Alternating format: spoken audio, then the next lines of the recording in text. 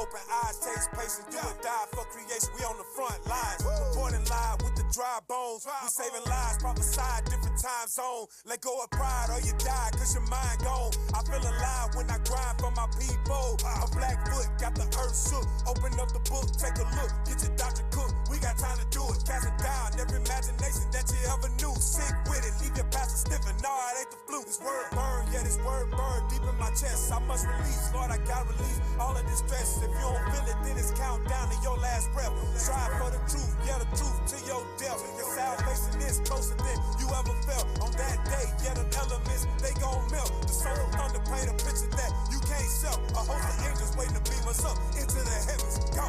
I don't think they understand what they dealing with. The purple is a problem, wanna solve it just like Dylan did. I'm talking Mr. Roof, Red Dog, Clifford Roof.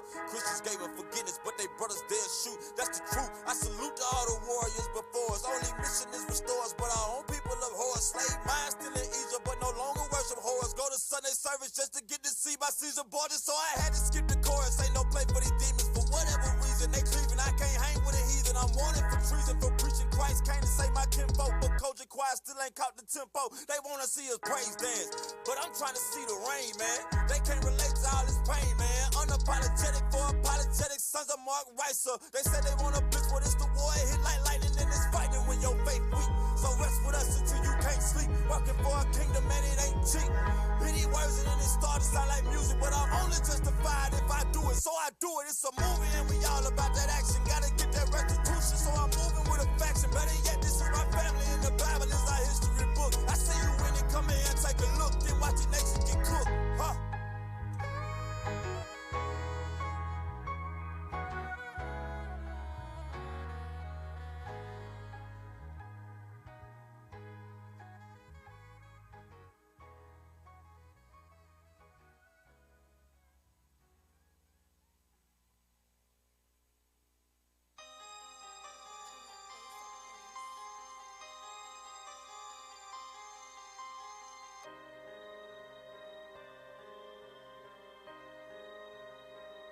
Yo, we go the distance, across the waters, teach our people, this is a mission.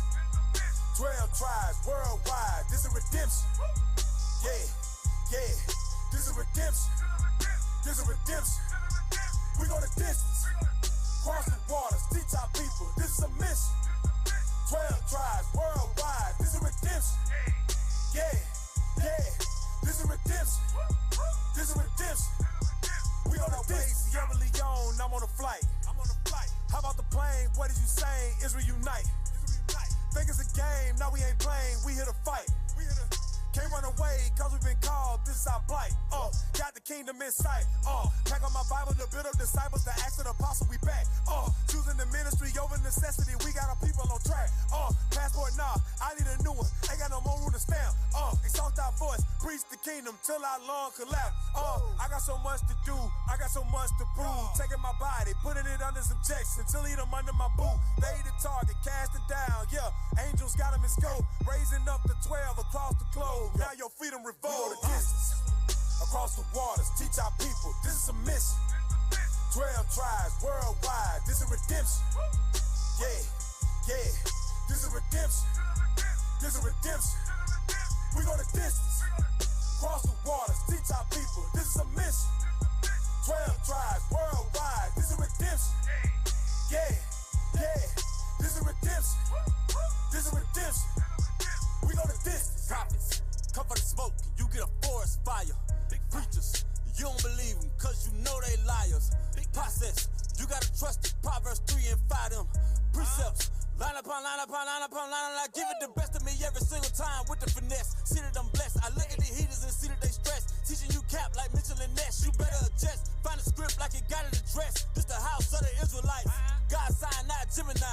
Outcast, no criminal, big boy with the words. 3,000 proverbs, the South got something to say. See the truth 4K, soap and no it's not Olay. Watch to make you clean, God talking sound serene. Purge the gold and crown the kings. Ain't no peace, you know what this means. We go the distance, across the waters, teach our people, this is a mission. 12 tribes worldwide, this is redemption. Yeah, yeah, this is redemption. This is redemption. We go the distance, Cross the waters, teach our people, this is a mission. 12 tribes worldwide, this is redemption. Yeah, yeah, this is redemption. This is redemption. Out your distance, yeah, you see me crossing waters, landing VP. We don't fear no plan to retreat. We cross land and sea to greet thee. We be in and out these cities, Jews on journeys, juking beatings, raised to the faith on time. We leasing landlord great, yeah, we ride on GP. We be in and out of traffic, then we gone. Government steady wondering what they did. Service, sealing service, what we own. Best believe the Father's head is here. Fear, Psalm 111 and 10. Gotta pray cause the day draw near. When he raised from the grave and them slaves on slave, but until that day, small victories here. Like, yeah, we did that, but we not done. Yeah, we won't get back. Yeah, that day we gon' pop some. Nah, we don't run. I die deep, not the one. Gotta grind cause the time gon' come. When you feel your lie and you crack that sky, a lot of people gon' die when he block that sun. Christ said these heathens is nothing.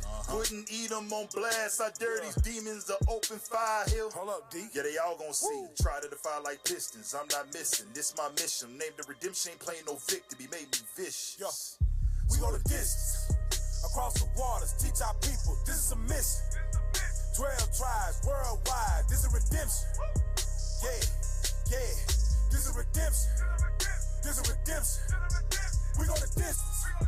Across the waters, teach our people, this is a mission. 12 tribes worldwide, this is redemption. Yeah, yeah, this is redemption. This is redemption. We go the distance.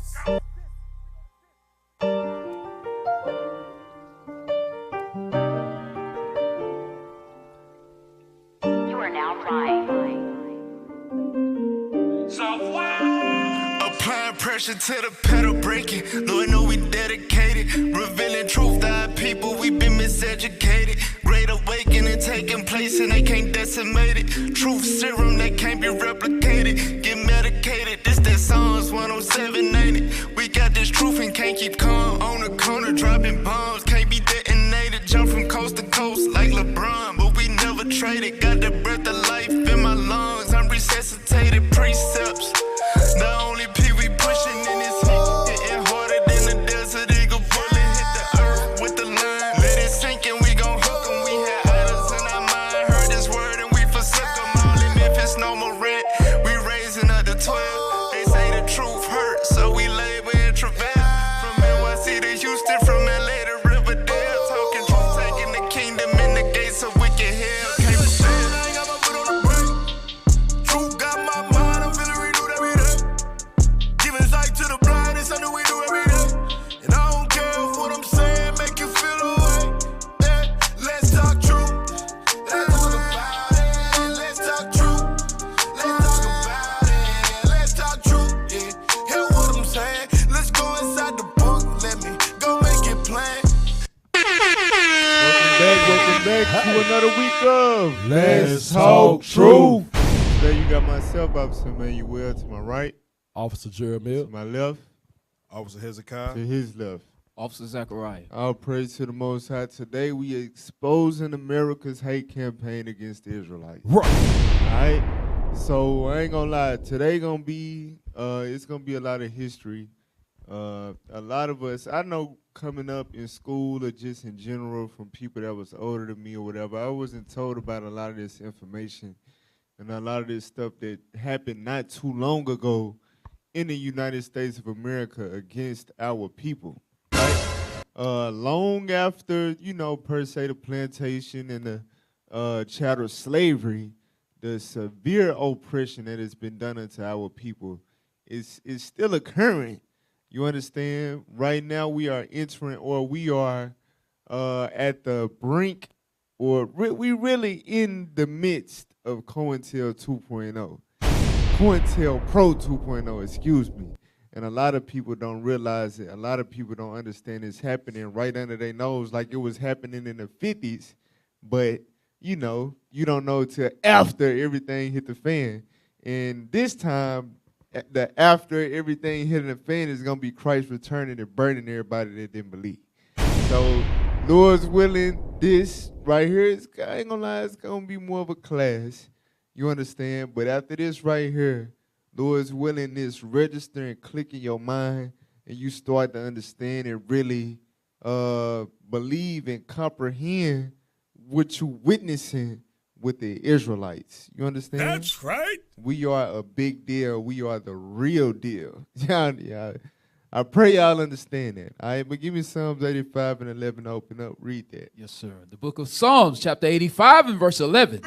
Truth shall spring out of the earth, and righteousness shall look down from heaven. So, of course, we read that every week, right? That's, the theme of our show, Let's Talk Truth. But you got to understand, it say truth shall spring up out of the earth. Job 9:24 says the earth is given into the hand of the wicked, right? The wicked is the devil, the sons of the devil, etc. And it says the devil is the father of lies.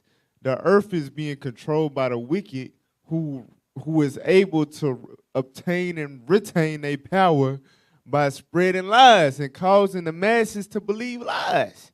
So the truth springing up out of the earth is the biggest fear that they have. And that's what we doing. So what do you expect to start happening to us? You understand? Before we get real, just like it did in the time of Christ, before we get real, they got to try to slander, they got to try to defame, discredit, make you seem like you a hate group, you ain't that important, you insignificant, you all these things that you really not, and they know you not, but they got the power of propaganda and influence to cause the masses to believe that.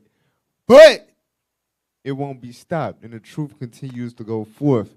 When they see it can't be stopped, hey, you saw what happened to Fred Hampton. You saw what happened to Martin Luther King. Right. You see what I'm saying? So we letting y'all know, we know what we into. But this is happening right before your very eyes. The revolution is being televised for now. Right. I understand that. Go to Romans 15, verse 4. Bring it out. Romans chapter 15 and verse 4. The book of Romans, chapter 15 and verse 4. For whatsoever things were written aforetime were written for our learning. Right. So a lot of people, like I said, the history that has happened in America not too long ago closely resembles, because we understand it's no new thing under the sun. The generations recycle. It's new times, technological advances, and things of that nature. It's the same spirits playing the same roles in the earth, generation after generation. You understand? A lot of people don't. The church ain't teaching that. Right. But that's why Paul said the things written aforetime written for your learning. Well, we're going to show y'all that happened in history in the 50s and the 60s, happened also in the Bible with the same type of men. You understand? And it's happening now with the same type of men. So you got to go back to the scriptures and be able to connect the dots. That's what Paul is telling us. All right? So tap in. All right? Play that first video.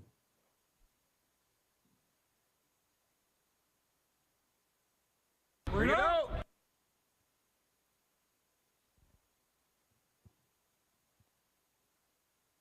Come on. There, brothers.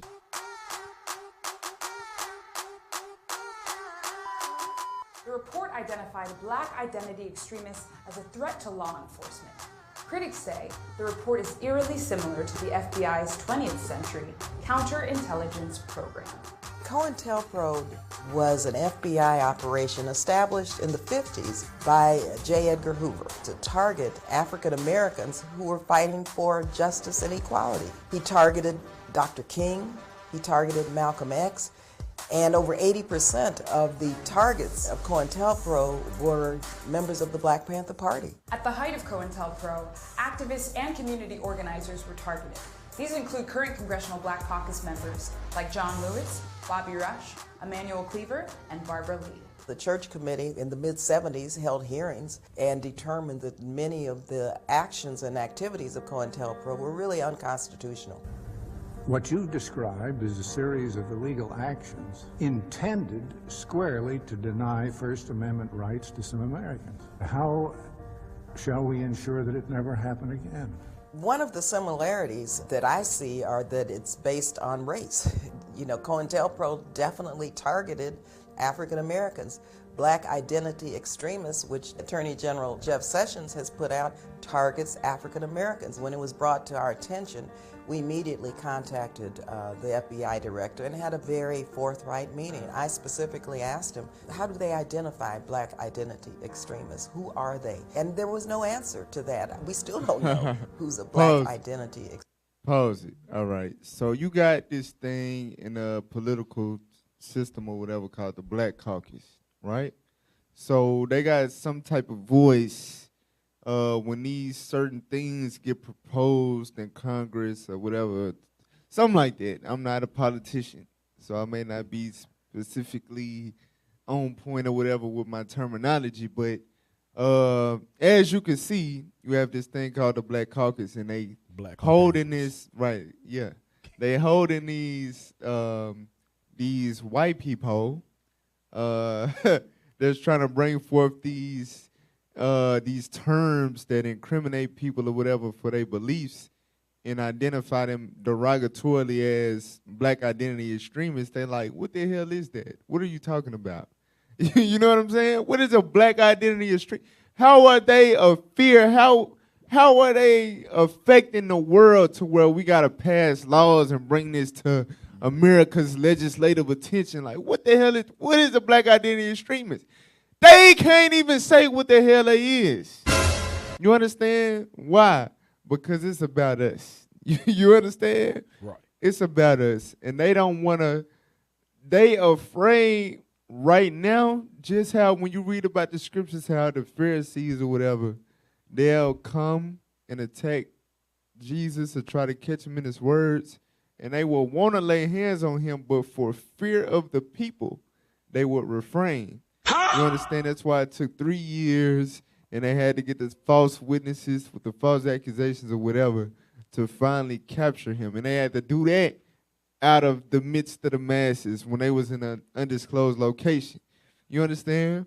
But they know to just come out on a limb and be like, hey, these guys are, they don't have enough proof. They don't have any proof, evidence, anything to support this claim in this day and age to be able to publicize like, hey, those people in the fringes and all of that, they need to be dealt with on a legal level as far as getting them off the street.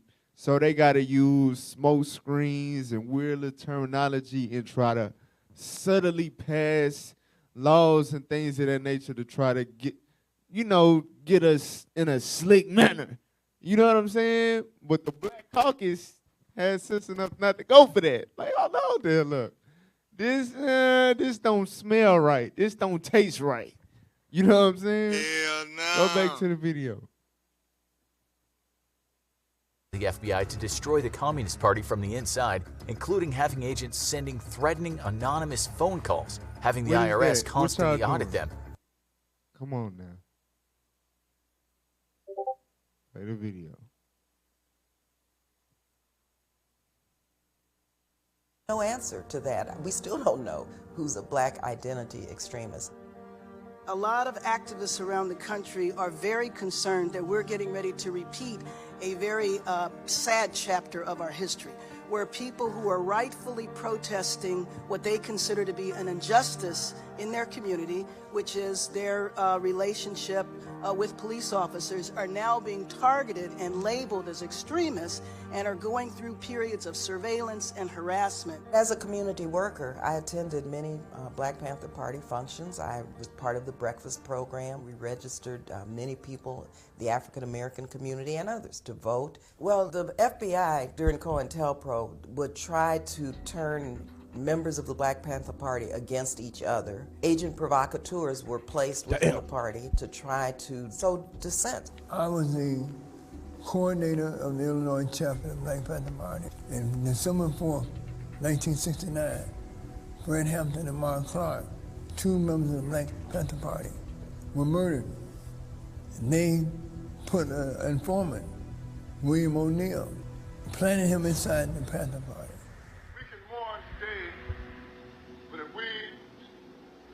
Understood, Fred, that we are dedicated to his life given in vain.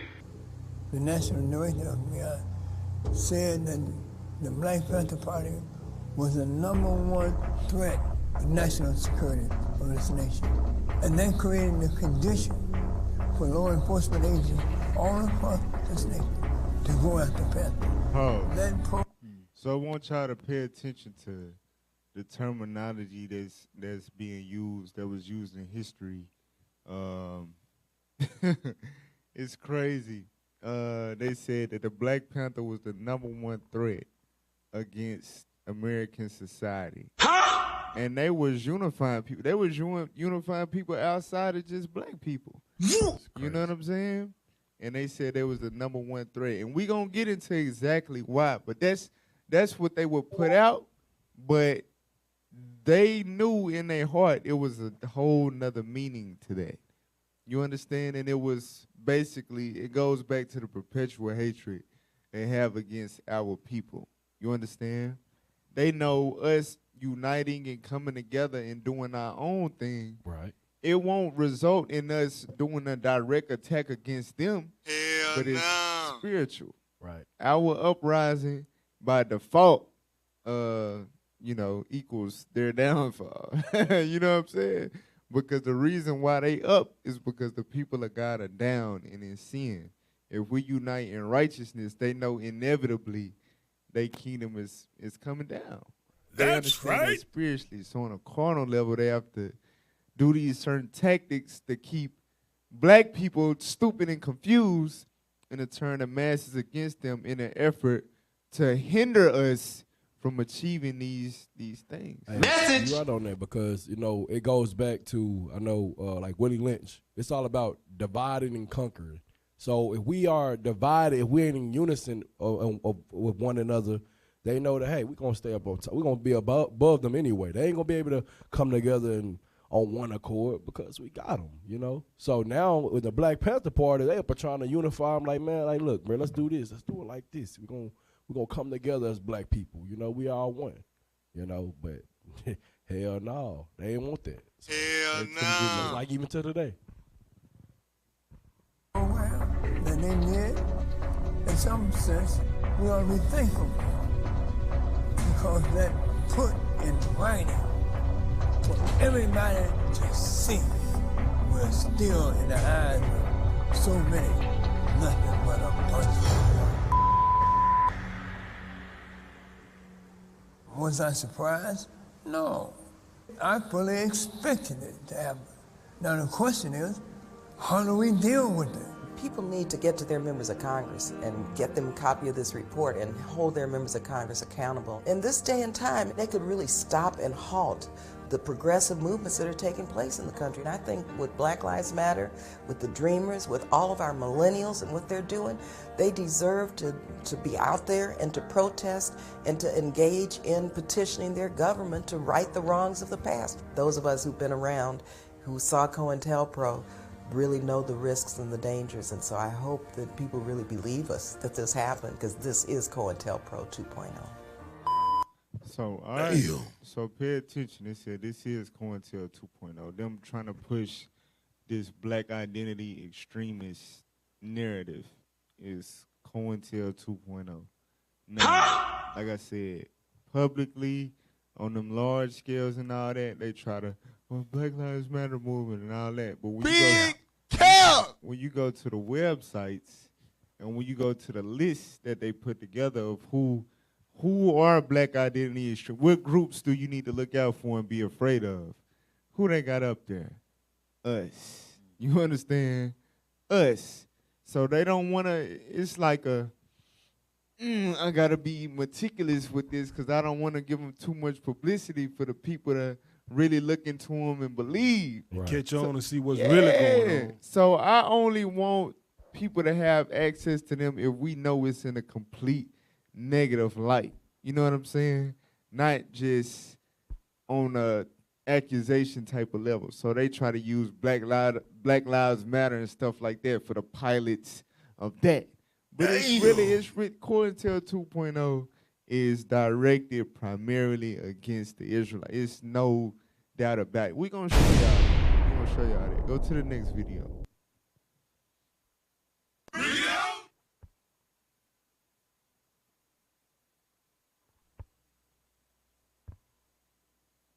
what is COINTELPRO? So if you don't know what that is, here you go.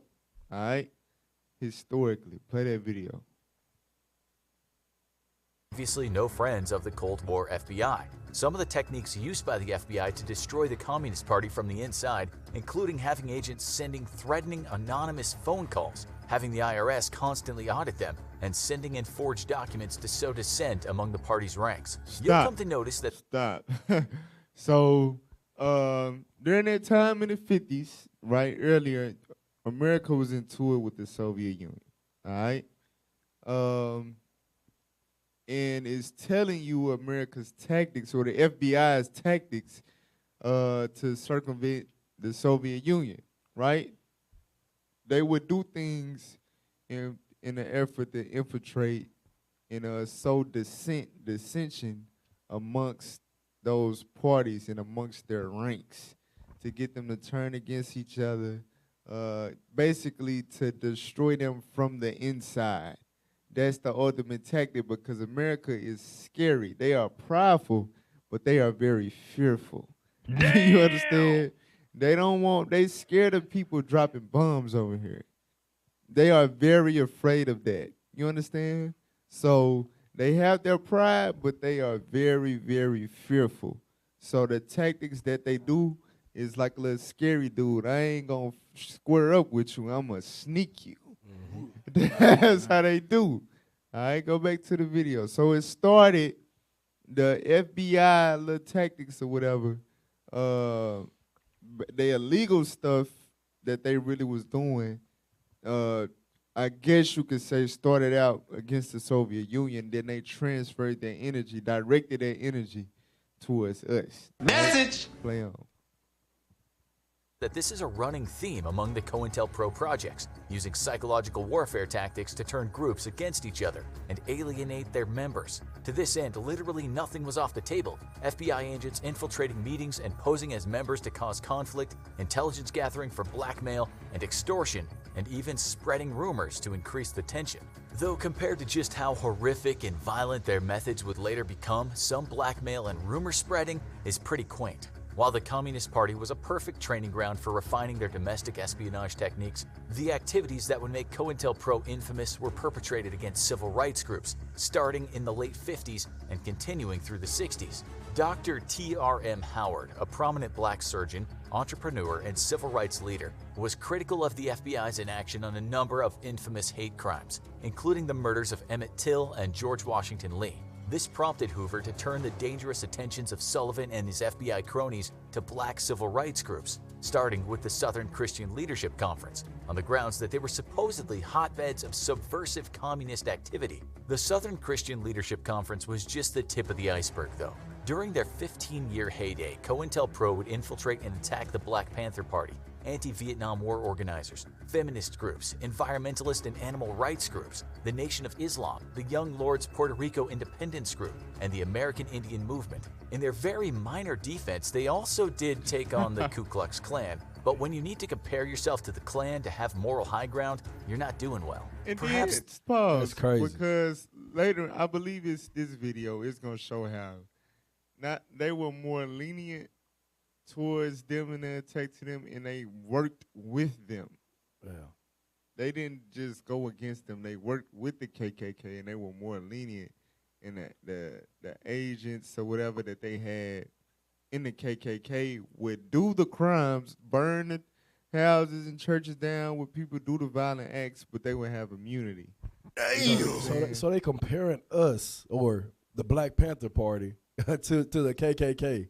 Whenever the Black Panther Party wasn't doing no, the KKK was lynching people. Right.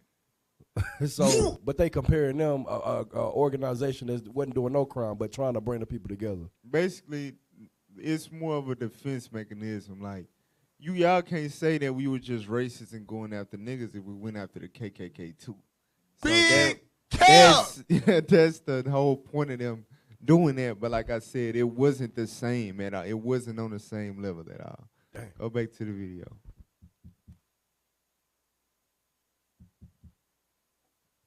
Come on, brothers. Leaders in American history. Perhaps their most infamous victims were two of the most well-known civil rights leaders in American history, Dr. Martin Luther King Jr. and Malcolm X. It all gets a whole lot worse from here. In 1963, Dr. King gave his iconic I Have a Dream speech during the March on Washington. While generations of people across the world were touched and inspired by this incredible piece of history, the FBI were terrified. Dr. King was dreaming too big for their liking, and they wanted to put him in his place, that place being 6 feet below the ground. Hoover ordered Sullivan to turn his attention to discrediting and destroying King and the movement he'd come to represent. Sullivan subsequently released a horrifically racist statement. In the light of King's powerful demagogic speech, we must mark him now, if we've not done so before, as the most dangerous Negro of the future in this nation from the standpoint of communism, the Negro, and national security. The espionage began. King's home and hotel rooms were bugged, and his phones were tapped. The FBI was listening intently to his every word for blackmail material that they could use to silence King. You're probably asking, silence him? As in pressure him into discontinuing activism and renouncing his beliefs? To which we'd answer, no. They wanted Dr. King to kill himself. In 1964, after years of collecting audio evidence of Dr. King's marital affairs, King was sent a suicide package 2 days before he was supposed to collect his Nobel Peace Prize. The package included copies of the incriminating audio, as well as a truly horrifying letter. The letter, while anonymous, is believed to some to have been written by Sullivan himself. It's a verbally abusive speech that opens with King.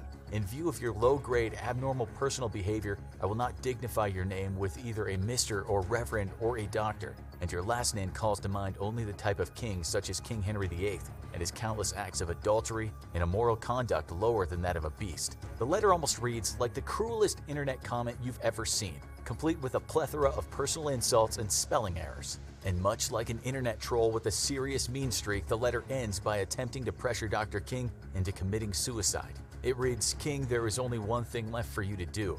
You know what it is. You have just 34 days in which to do. This exact number has been selected for a specific reason, and it has a definite practical significance. You are done. There is but one way out for you. You better take it before your filthy, abnormal, fraudulent self is bared to the nation. While for legal reasons they stop just short of saying straight up, kill yourself or we'll humiliate you, the implications are crystal clear. That's what they said. Damn. That's exactly what they said in big ass words. Right. Basically. That's exactly kill what they yourself said. or we gonna humiliate you. Hey, I bet you ain't gonna learn this in the school system. Nah, hell no. They ain't gonna teach you that. Hell no. Play the video. Give in and take his own life, Cartha Deloach, the FBI assistant director at the time, began leaking the incriminating evidence to every news outlet imaginable. They were ruthless in their willingness to destroy reputations and lives to achieve their goals, but things were going to get a whole lot worse. While they were trying to manipulate Dr. King into taking his own life, the FBI were stoking the fires of tension among the Nation of Islam and the Organization of Afro-American Unity, both known for their association with civil rights leader El-Hajj Malik El-Shabazz, better known as Malcolm X. Through COINTELPRO, the FBI widened the rift between Malcolm X and Elijah Muhammad, the leader of the Nation of Islam. After a sustained harassment campaign involving infiltration, rumor mongering, and the artificial elevation of conflict, the disagreements of Malcolm X and Muhammad turned deadly, and Malcolm X was assassinated by some Nation of Islam gunmen. While the FBI denied direct involvement in the assassination, there's extremely credible evidence that their involvement in exacerbating the conflict led to the murder. As the 19th So just recently, the dude from Islam that got convicted for that murder got released because he didn't do it. Right. So it's safe to say that FBI solely Had. is responsible for the murder of Malcolm X. Right, but I want y'all to pay attention. Go to Psalm 64. So pay attention to what they tactics, all right? Martin Luther King was, doing his little thing on the side from his wife, which is wrong, which was hypocritical of him being a reverend, so on and so forth, right? And that would damage our reputation, that type of stuff get out. But today, they doctrinal fault Christianity, that stuff can fly. So it wasn't strong enough to stop them. So they eventually had to kill him. You know what I'm saying? But they thought they tried it And like, hey, you might as well kill yourself because when this get out, ain't nobody gonna listen to you no more. Hey, officer, you know what it made me think, like, how do they know they probably sent a woman to do that. Right. They'll do that. That's how you gotta. They tap everything. They bugged his hotels. They tapped his phones. Any conversation, surveillance, they captured it. This you know is what I'm saying? affliction, But go brothers. to Psalm 64, verse 5. Yes, sir. The book of Psalms, chapter 64 and verse 5. They encourage themselves in an evil matter. Come on. They commune of laying snares privily. They commune of laying snares, meaning traps, devices to entrap you privily, meaning privately, secretly. You understand? That's what they did to Martin Luther King. That's what they did to Malcolm. Malcolm X and Elijah Muhammad thought it, in the midst of it, is personal feelings and whatever against each other, not knowing that it's the enemy infiltrating and starting stuff and coming up with lies and da-da-da, and you taking it and you running with it. You understand? That's the type of stuff that the enemy try to do to stop you. He try to destroy you from within or try to give you the rope to hang yourself because he not man enough to really face you because he know he can't. Don't you fall understand? for it. So they try to lay snares secretly to entrap you. Go ahead. They say, who shall see them? Who gonna see these bugs in their room, these surveillance cameras, these mics that you can't see a wiretap, can you? You know what I'm saying? Who shall see these traps? Go ahead. They search out iniquities. What do they do? They search out iniquities. They search out faults within your organization. They look. That's why they do wiretaps and surveillance. They try to catch the leaders, the people of rank and importance and significance within these organizations to see if they slip up so they can use that against you. You understand? I'm telling you, I guarantee you, FBI got fouls on a lot of us. You know, we got to stack this foul up because we going to hit them. You know what I'm saying? That's what they do. Damn. They search out iniquities. They trying to catch you slipping so they can use it against you because that's how a lot of people fold. Read on. They accomplish a diligent search, both the inward thought of every one of them, and the heart is deep. It's deep. So they knew if we get these big people out the way, like it say, the people be as sheep without a shepherd. You understand? They knew that the foundation wasn't strong enough. What you notice about all of these mighty leaders of the past, the boldness that they had, the bravery, the confidence, and the willingness to motivate and gather people, it make me want to go harder. Message. You know what I'm saying? Make me want to step my game up. Right. But none of them had the scriptures. None of them had the power of the word of God. Right. Behind them. You understand? That's why after they was killed and got out the way, before they was able to, their water was able to rise to that level, they got them out the way and it was over with. Everybody lost hope and they fell. Their heart became sick. All right? Did we finish that? That's Verse a fire 6. precept. All right, go to Psalms chapter 2. Psalms chapter 2, verse 1. The book of Psalms, chapter 2 and verse 1. Why do the heathen rage? Read. And the people imagine a vain thing? The heathen is the nations. The people is our people. Watch this. Come on. The kings of the earth set themselves. The government. And They set themselves. Go ahead. And the rulers take counsel together. And the rulers of our people take counsel together. So the people of significance, like the government, you understand, and the people of significance that can get bought out by the government or bribed or extorted or whatever, held against, whatever the case, they will counsel together. Or more so like in the context of during Christ's time, you had the Pharisees. The government set up the Pharisees. They set up the synagogues. You understand? They were the reason the Pharisees had their power that they had in the land, still being under Roman subjection. So with Christ coming on the scene, he was still in a shine. So they was willing to turn their back on their brother and be a traitor against Christ simply because he was taking away all their shine and their followers. Come on now, so that dog. bitterness led them to become as the enemy, as Esau. So they counseled with Esau. Read on. Against the Lord. Read. And against his anointed. Against his anointed, the Israelites. Go ahead. Saying, let us break their bands asunder and cast away their cords from us. Let us destroy their unity. Let us destroy their movement. Let us do what we can to get them to separate and turn against each other. That always been the script. You understand? That always been the script. So watch this. Go to Philippians chapter 2 and verse 14. This is the counsel we got to take right here. Read that. Yes, sir. The book of Philippians chapter 2 and verse 14. Do all things without murmurings and disputings. So this is heavy because this is what destroyed the nation of Islam. You understand? Murmurings and disputings from within. Paul is giving this counsel to the church. You understand? Because this is what the enemy search out. Dissension within the groups.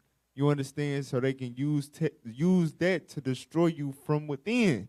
So amongst us, the Israelites in righteousness, we can't have murmurs in this. We got to be on point. That's why Christ emphasized the greatest commandment is loving one another. Message. When we love one another, how bands going to get broken asunder?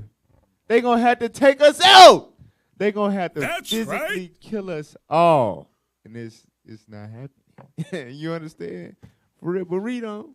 That ye may be blameless and harmless. That we may be what? Blameless and harmless. Blameless and harmless. No sin, no hypocrisy. Go ahead.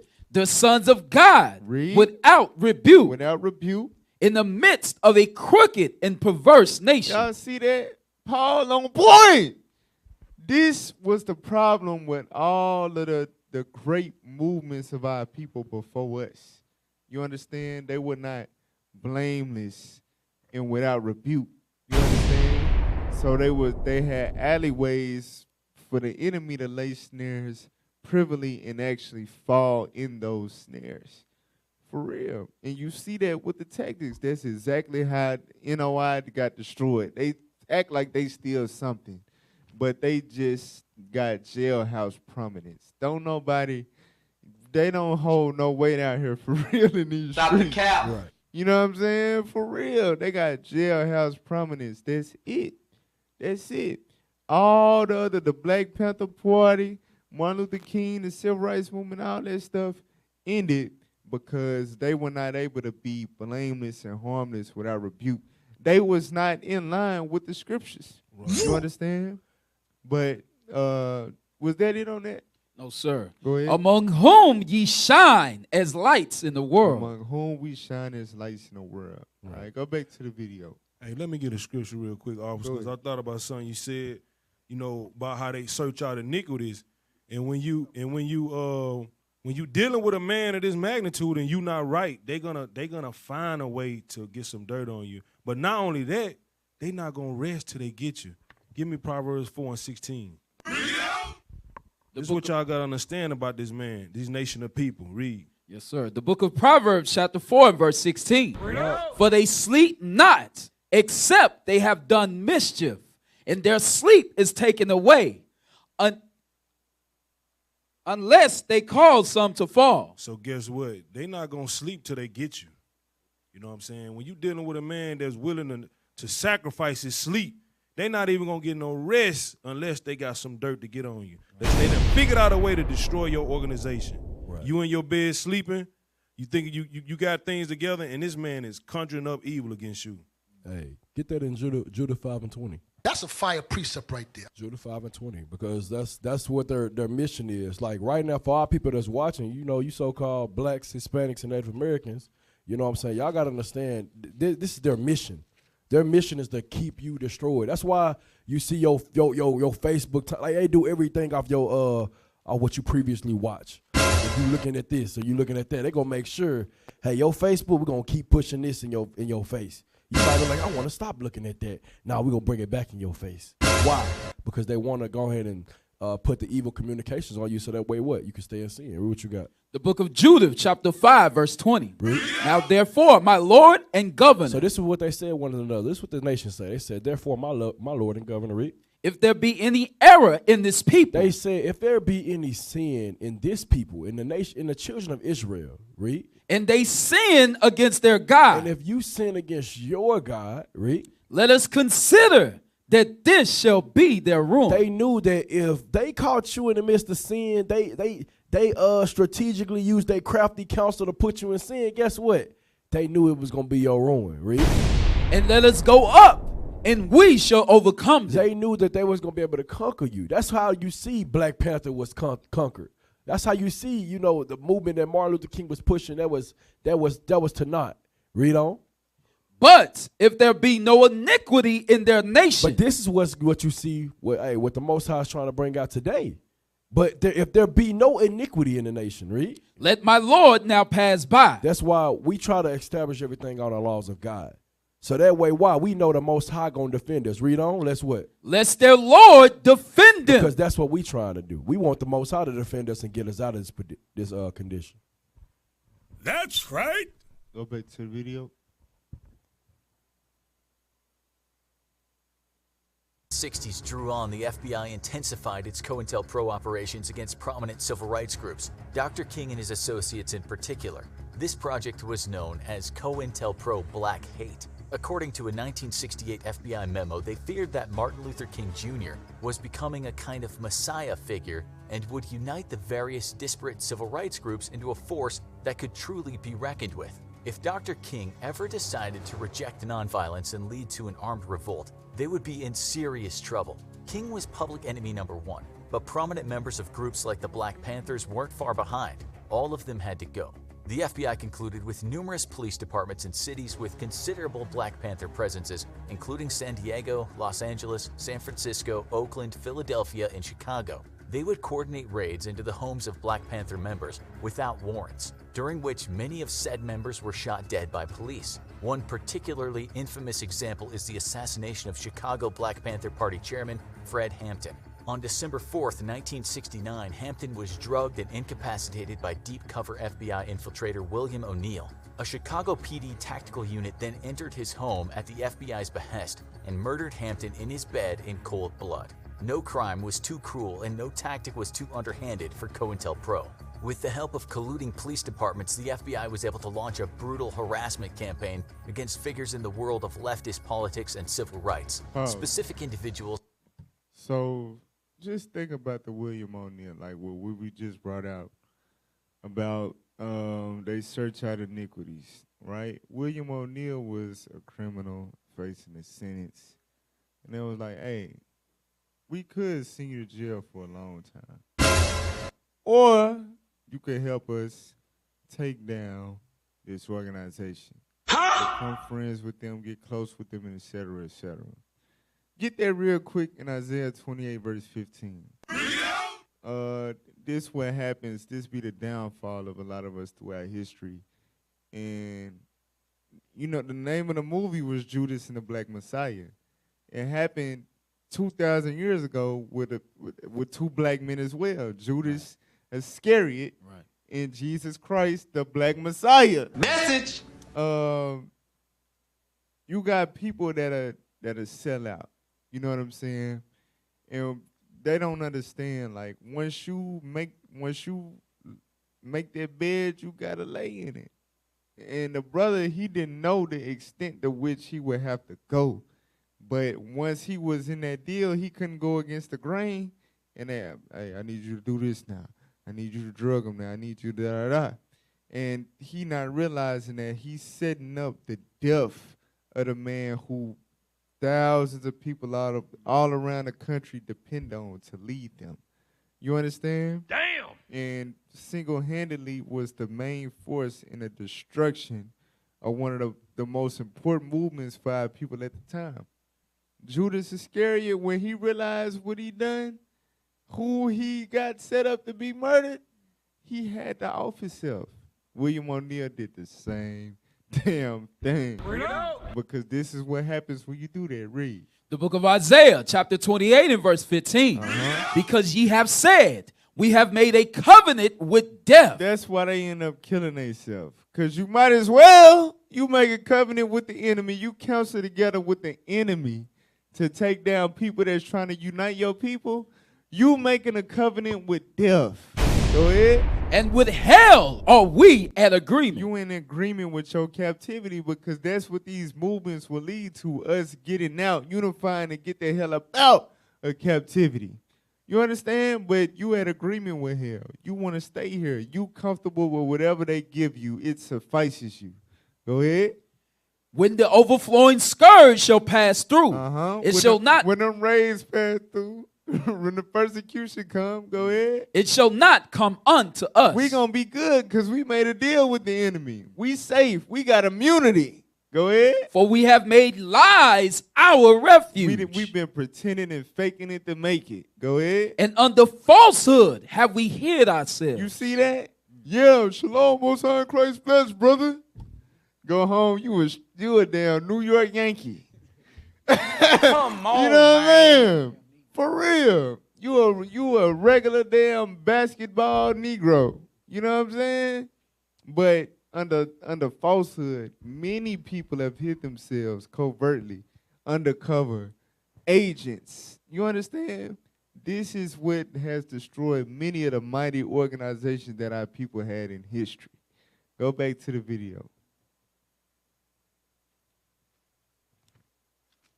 Like Elmer Geronimo Pratt, a Black Panther Party leader, were accused of crimes they didn't commit and arrested on false pretenses. Evidence was falsified, witnesses were intimidated, and legality was twisted to serve whatever purpose the FBI wanted it to.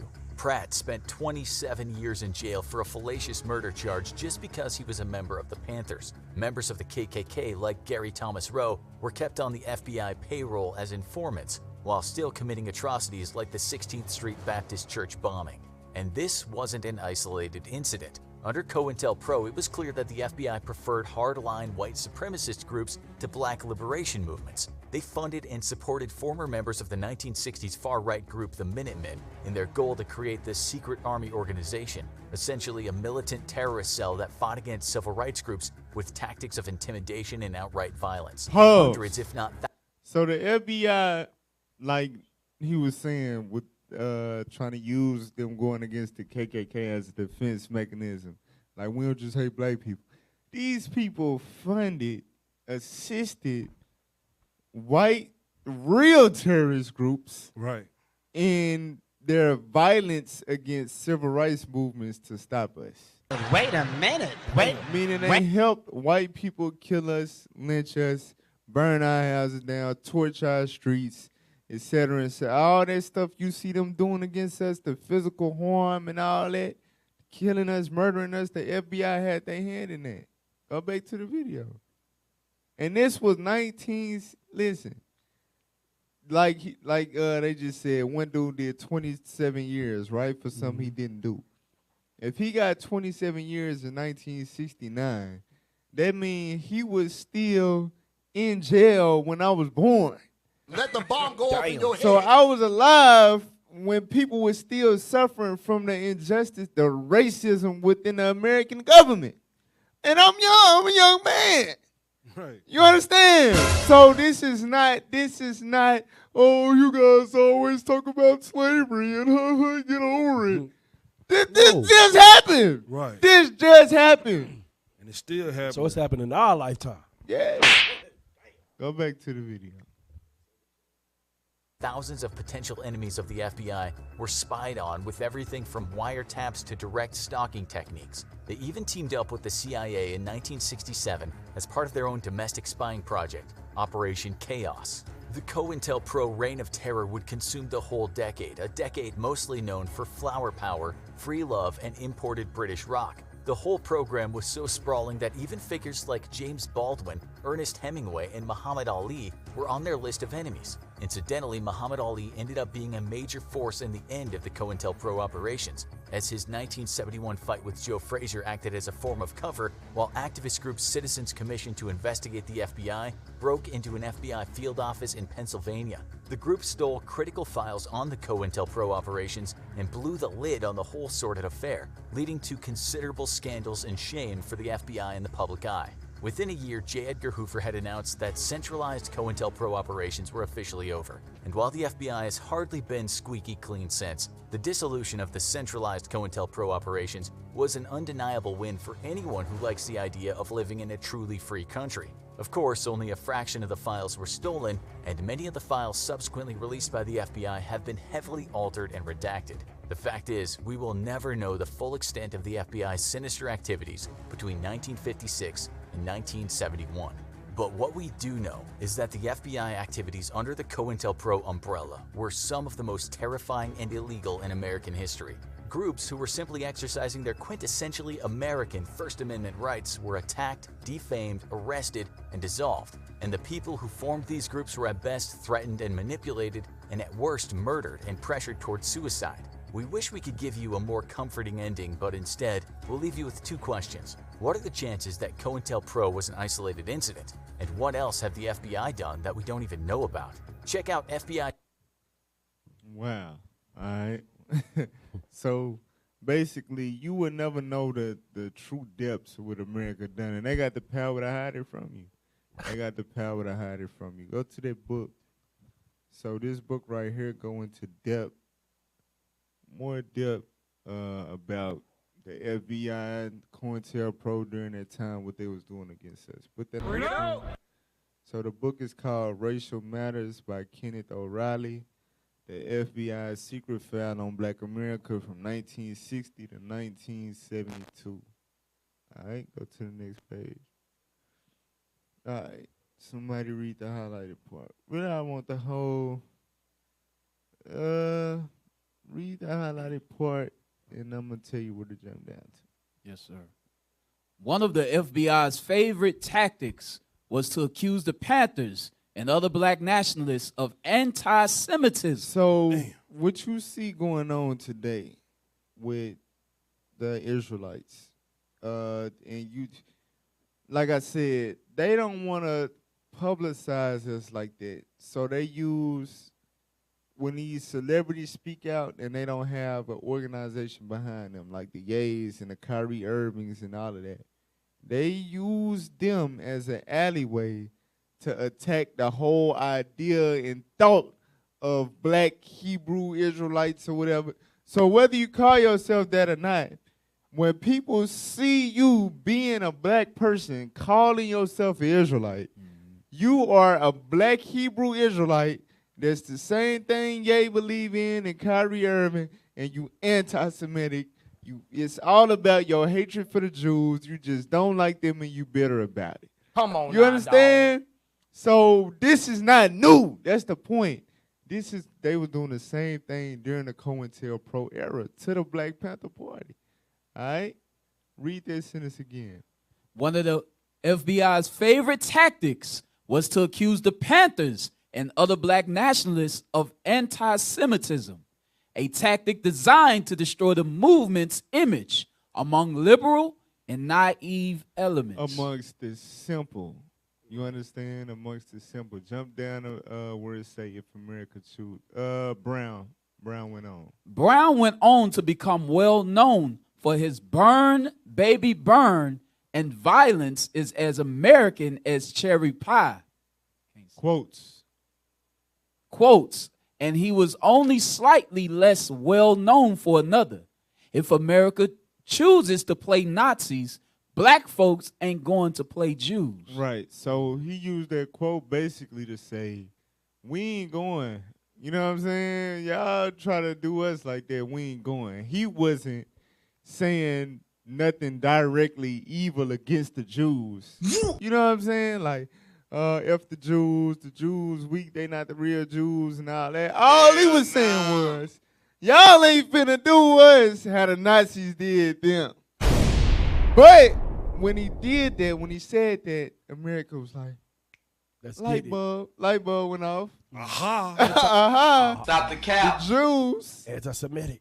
They got all this power, they got all this money. You know, they get real bloody. You know how they get down. Yeah. And he didn't put their name in it.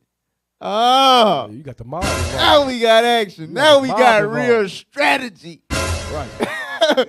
Read on. In the FBI view, the Black Caucus resolution And Brown's rhetoric indicated an anti-Semitic attitude within the black movement as a whole. So it was deflection.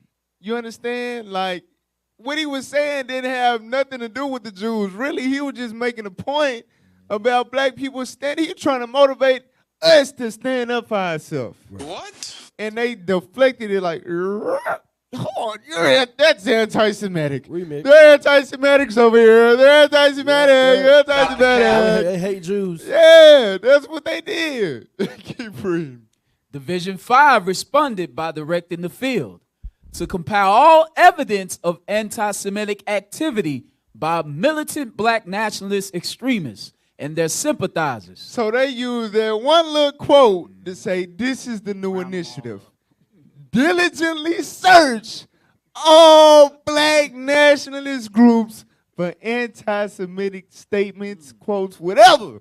Do a sweep so we can label them as anti-Semitic. Mind you, these people that's trying to get liberation, desegregation, equal rights in America. You understand? Trying to get out of the oppression at the level that it was at that time by America. Come on, America, man. like, no, wait, they're not doing that. They're trying to hate that. They're trying to be the next Nazi. They're trying to be Nazi niggers. Knowing damn what anybody with common sense. That's why I said naive. You know what I'm saying? Anybody with common sense, like, they not trying to do nothing to the Jews. Big, you know what I'm saying? They not. But that's how they was able to. That was a tactic and a strategy by the FBI. Keep reading. With a particular emphasis on the Black Panther Party. The issue of anti-Semitism was an old one for FBI officials. It was a what? An old one for FBI officials. It was an old one for the FBI officials. So this is nothing new. All right? Jump down, scroll down. Bring it out. All right, just read the highlighted part. When attempting to publicize the quote-unquote anti-Semitic and unchristian posture of the Panthers more than a decade later, Hoover's agents employed many of the same tactics that they had used to document the anti-Semitism of Soviet states. So just how we saw, like the previous video, it didn't give this detail about the anti-Semitism aspect, but they basically used what they did against the Soviet Union as a warm-up to attack the black civil rights groups in America, like sowing discord within the groups, spreading rumors and things of that nature, covert, undercover agents, all of that, and the anti-Semitic narrative. All of that was in a pot against the Soviet state first, and then directed towards us. Y'all better take heed to this. All right, go to the next page.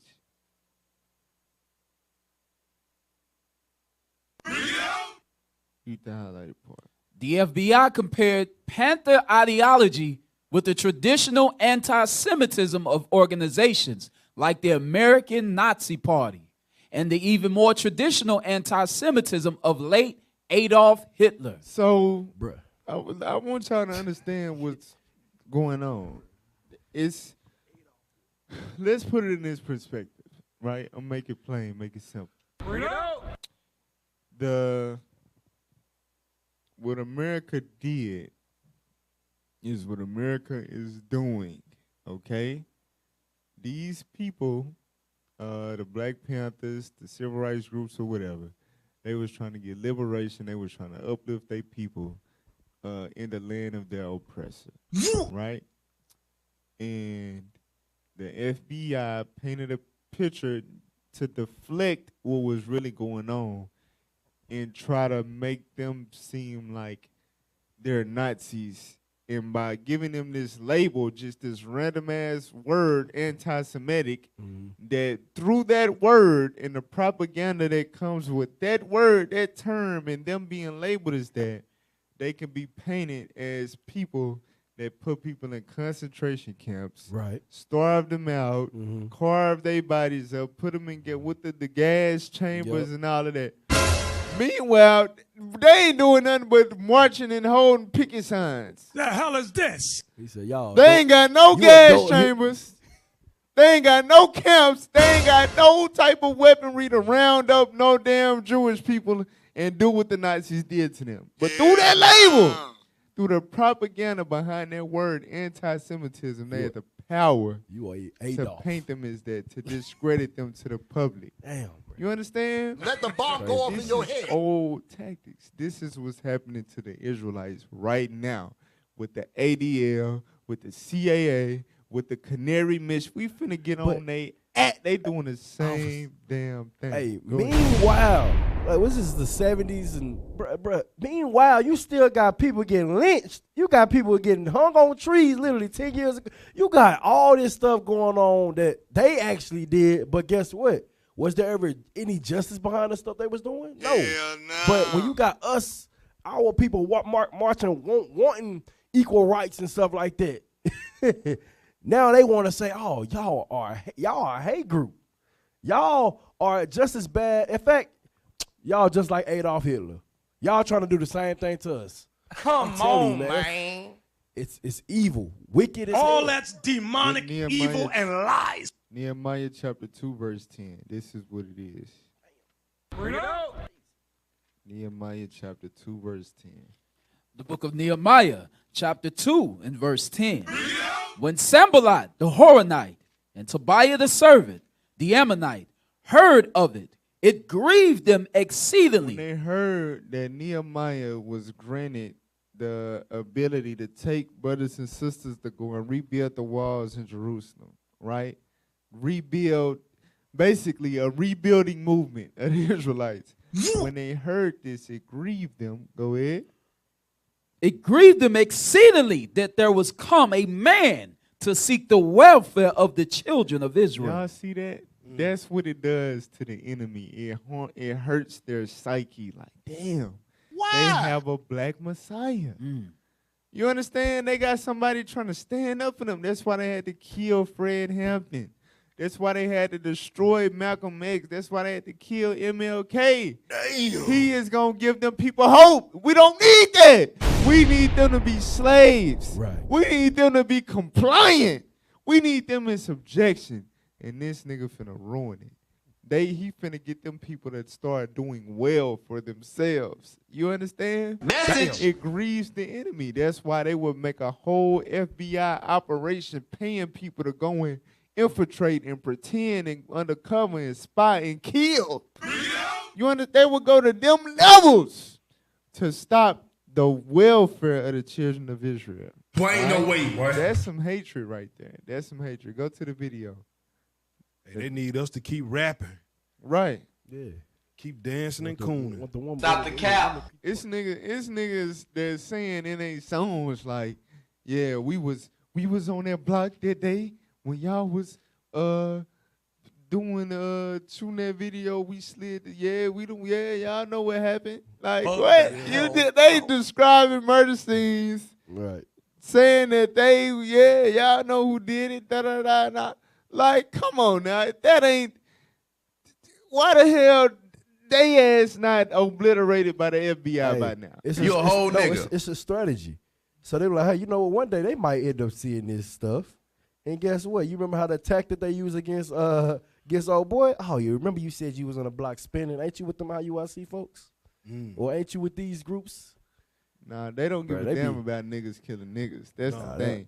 You seeking the welfare of the children of Israel. Now they want to tap your phone. Now they want to send agents. Now they want to do this and that. If you just killing me with niggas and you this, that, K, and they you gonna promote that. You your own brother K and all that, we gonna put you on TV. This is America. We gonna give you a record deal. And pay you good for doing it. You know what I'm saying? As long as you don't speak against us. You gonna be a star. But if you trying to talk truth and read your people the Bible, you're under investigation. Shame on you. Play that video. So this was the goals of the FBI. It says, number one, prevent the coalition of militant black nationalist groups. Now, this the crazy part about it, right? When it like the word militant.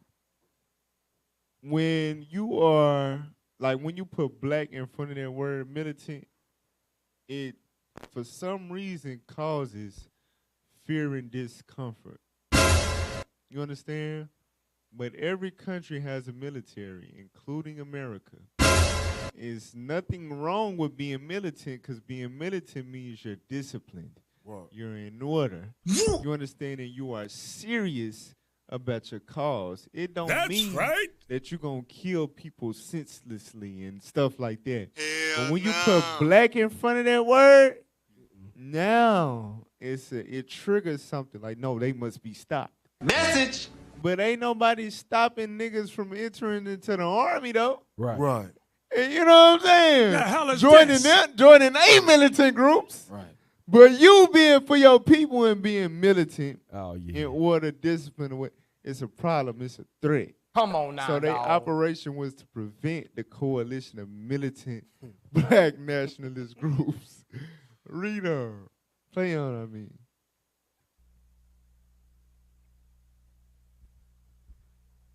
So number 2 was, this is J. Edgar Hoover stuff. It says, to prevent the rise of a Messiah who could unify and electrify the black militant nationalist movement. So, like we read in Nehemiah 2, right? How they felt about Nehemiah, it's the same thing. Somebody who can rile them up. Like it's saying in Genesis 49, who shall rile them up, right? About Judah. They want us to stay couched down. They want us to stay docile. They don't want us to be unified and electrified. Why? What's the problem with that? Why? Nah, nigga, You understand? Why we can't be great? Let me be great. They don't want y'all great. But they know, like, that is the true reviving or the true salvation in that. That's how you know we in captivity. Right. That's how you know they destroyed us.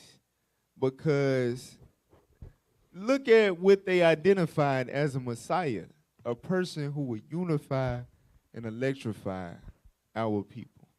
Basically, gather us and breathe life into us. Correct? So that means us being divided, scattered into different denominations, different gangs, different fraternities, different sororities, all the being divided, you understand, and being assimilated, not electrified in the sense of us being together, but assimilated into their politician groups and philosophies and things of that nature. They're telling you that is us having y'all destroyed and enslaved. Y'all got to put this into perspective. This is if that was affliction, not brothers. the case, they would not call the person who would unify you and electrify you a Messiah. You understand? Message. You need to be saved from your denominations, from your gangs, from your fraternities, you got to be saved out of that by a Messiah, because you being in that means you exactly where the enemy wants you to be. Right. That's what this is telling you. That's what this is showing you. Damn. You should keep playing. So the third goal says prevent militant black nationalist groups and leaders from gaining respectability by discrediting them to the community. Meaning what? Slander, defamation, lies, falsehood, propaganda. You understand? That was the FBI's war on black America. That's what it is. Get that in 1 Ezra chapter 5. Before we get that, I want to deal with the militant and all of that. Let's go to Revelation 11 and 11. Bring it out.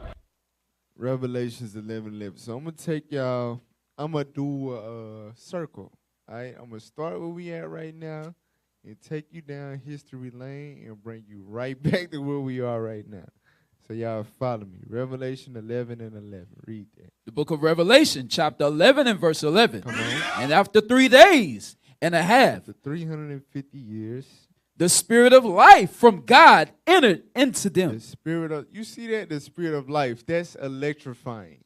You understand? That's what it means to electrify. The true electrifying is the spirit of life from God, meaning God's commandments, the wisdom of His Bible. Go ahead. And they stood upon their feet. They did what? And they stood upon their feet. When you stand on your feet, America calls you a militant black nationalist group. You understand? Because you're standing on your feet. So wait a minute. Before we would get in order and would get in these militant, you understand, be a part of a militant group, we would be identified as laying down, sleep. You understand? Docile. So they're showing you, the Bible is telling you with the objective of America is to ultimately keep you away from God. Message. God, the Spirit of God is going to cause you to stand on your feet and be militant about your people. You understand? They don't want that. They go back to 2 Thessalonians about them opposing and exalting themselves as God. You understand? They the ops. They the enemy. They want to stop us from standing up on our feet. That's the objective. Because when we stand up on our feet, what happens? And great fear fell upon them. Scared. They scared. Great fear fell upon them. That's why they had to create a whole FBI operation against us. You understand? They had to hire people to take lives. It was that serious. And what them folks just tell you, what we living in today with the black identity extremist thing going on is COINTELPRO 2.0. It's finna go down again. Why? Because we standing on our feet because of the spirit of life from God. Not no black power and all of that. Not just that little stuff. You understand? That wasn't built on the rock, the foundation of Christ. Now we actually got the real foundation that they know they can never really destroy, and it's terrifying them. God said great fear will fall upon them. Go to Ezekiel 37. So what John was saying was something that was already foretold of old by the prophet Ezekiel. All right, read that, verse 1. The book of Ezekiel, chapter 37 and verse 1. The hand of the Lord was upon me and carried me out in the spirit of the Lord and set me down in the midst of the valley, which was full of bones. The valley full of bones. All right, that's America. That's your captivity. All right, read on. And caused me to pass by them round about. And behold, there were very many in the open valley. And lo, they were very dry. Read. And he said unto me, Son of man, can these bones live? So God is showing them the valley, and he asking the prophet Ezekiel, like, hey, you think these bones can live? Go ahead. And I answered, O Lord God, thou knowest. Like, you God, and you asking me. You know, Lord. You tell me. Go ahead. Again he said unto me, prophesy upon these bones, and say unto them, O ye dry bones, hear the word of the Lord. So watch this. What you finna see is a sequence of the breath of life, basically the timeline of how God's operation will ultimately come into fruition. All right, read on. Thus saith the Lord God unto these bones, behold, I will cause breath to enter into you, and ye shall live. Watch this. And I will lay sinews upon you, and bring up flesh upon you, and cover you with skin, and put breath in you, and ye shall live, and ye shall know that I am the Lord. So the valley of dry bones is referring to captivity, right? Slavery. So the first thing that happened after chattel slavery, in terms of us coming together, waking up, was the flesh, meaning a sense of identity, right? Us wanting to come together in terms of, you know, the black identity, what they said, the black identity, whatever. That's the flesh that God said he would lay up on us. That's the first level of us coming out of our captivity. All right, come on. So I prophesied as I was commanded. And as I prophesied, there was a noise, and behold, a shaking.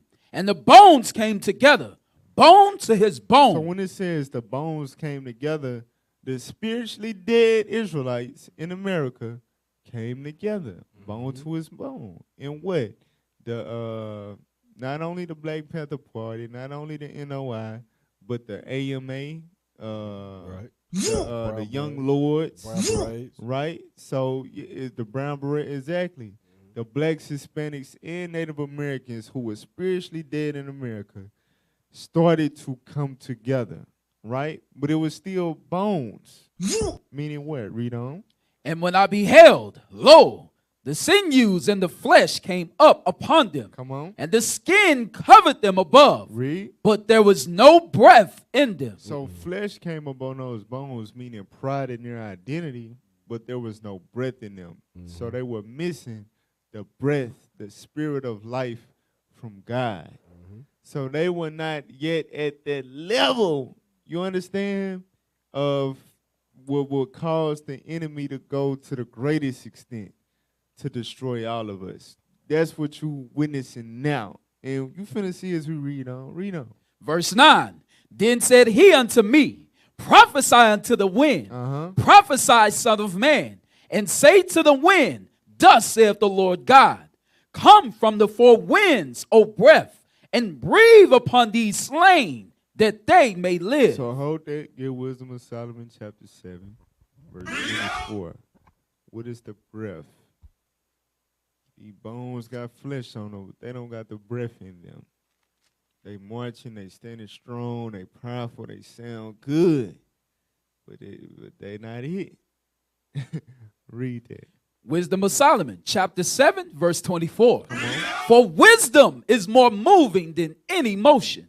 She passeth and goeth through all things by reason of her pureness. Read. For she is the breath of the power of God. Y'all see that? Wisdom is the breath and the power of God.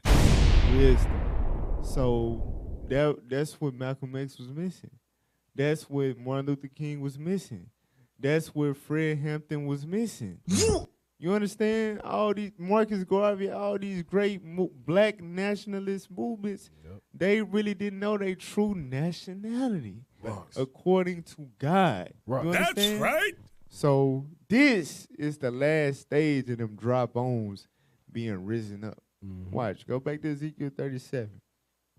Ezekiel, verse 10 now. yes, sir. The book of Ezekiel, chapter 37 and verse 10. So I prophesied as he commanded me, and the breath came into them, and they lived and stood upon their feet, an exceeding great army. That's Revelation 11 and 11.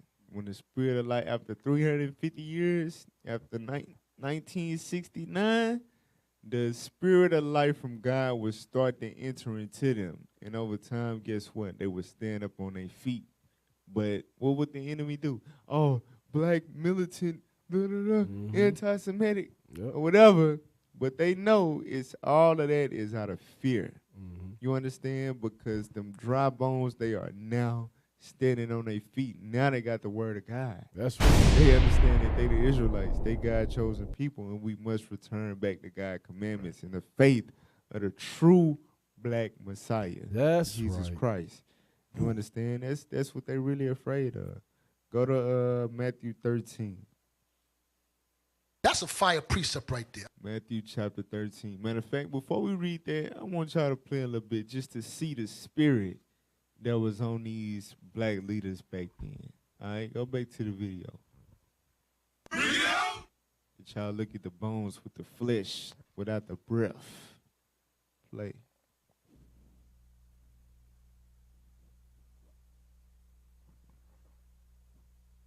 Damn, I didn't realize it was a fourth.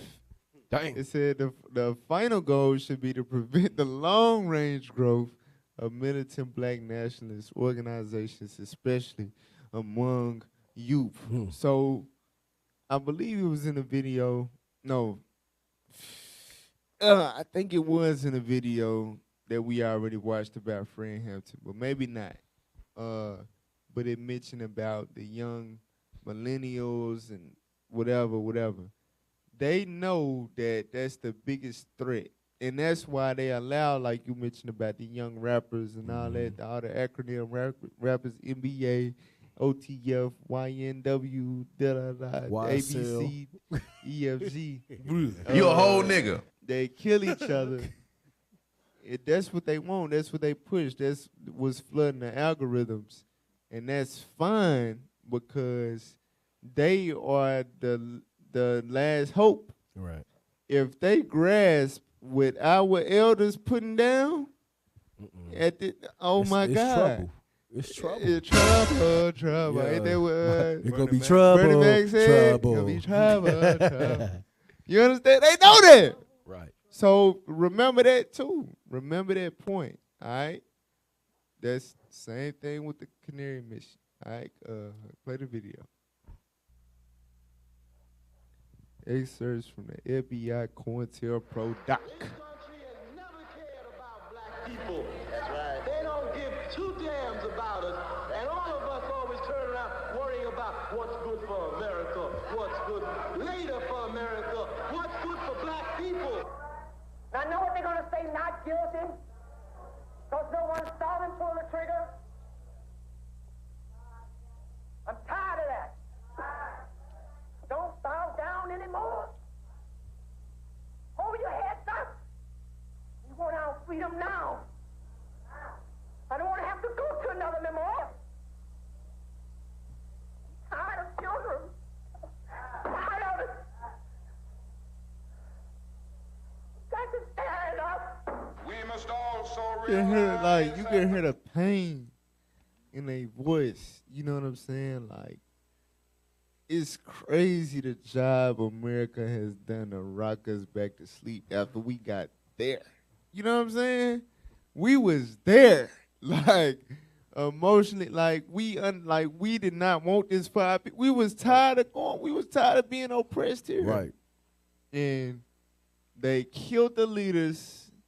They sent in crack, and they gave us Soul Train. Right. They gave, you know what I'm saying? They gave us rap music, and 30 years later, we sound asleep.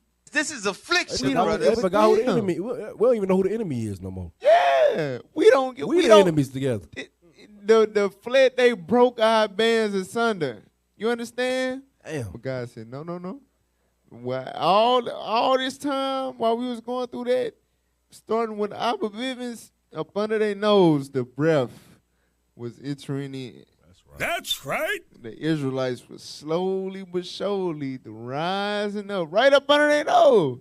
When Tupac and all that was out, young Elder Nathaniel was coming up. Right. You know what I'm saying? That's I'm right. telling you, God is a mastermind, bro. He is. For real. The fact you said that, officer, is kind of like it's like a reverse psychology. How they was rocking us to sleep, God was slowly waking us back up under their nose. Exactly. So all praise. Exactly. Y'all better take Ezekiel heed to this. 37. Ezekiel 37. Go ahead. Problems of racial injustice and economic injustice cannot be solved without a radical redistribution of political and economic power. If you can't do for yourself what the white man is doing for himself, don't say you're equal with the white man. That's right. If you can't set up a factory like he sets up a factory, don't talk that old equality talk. Depression.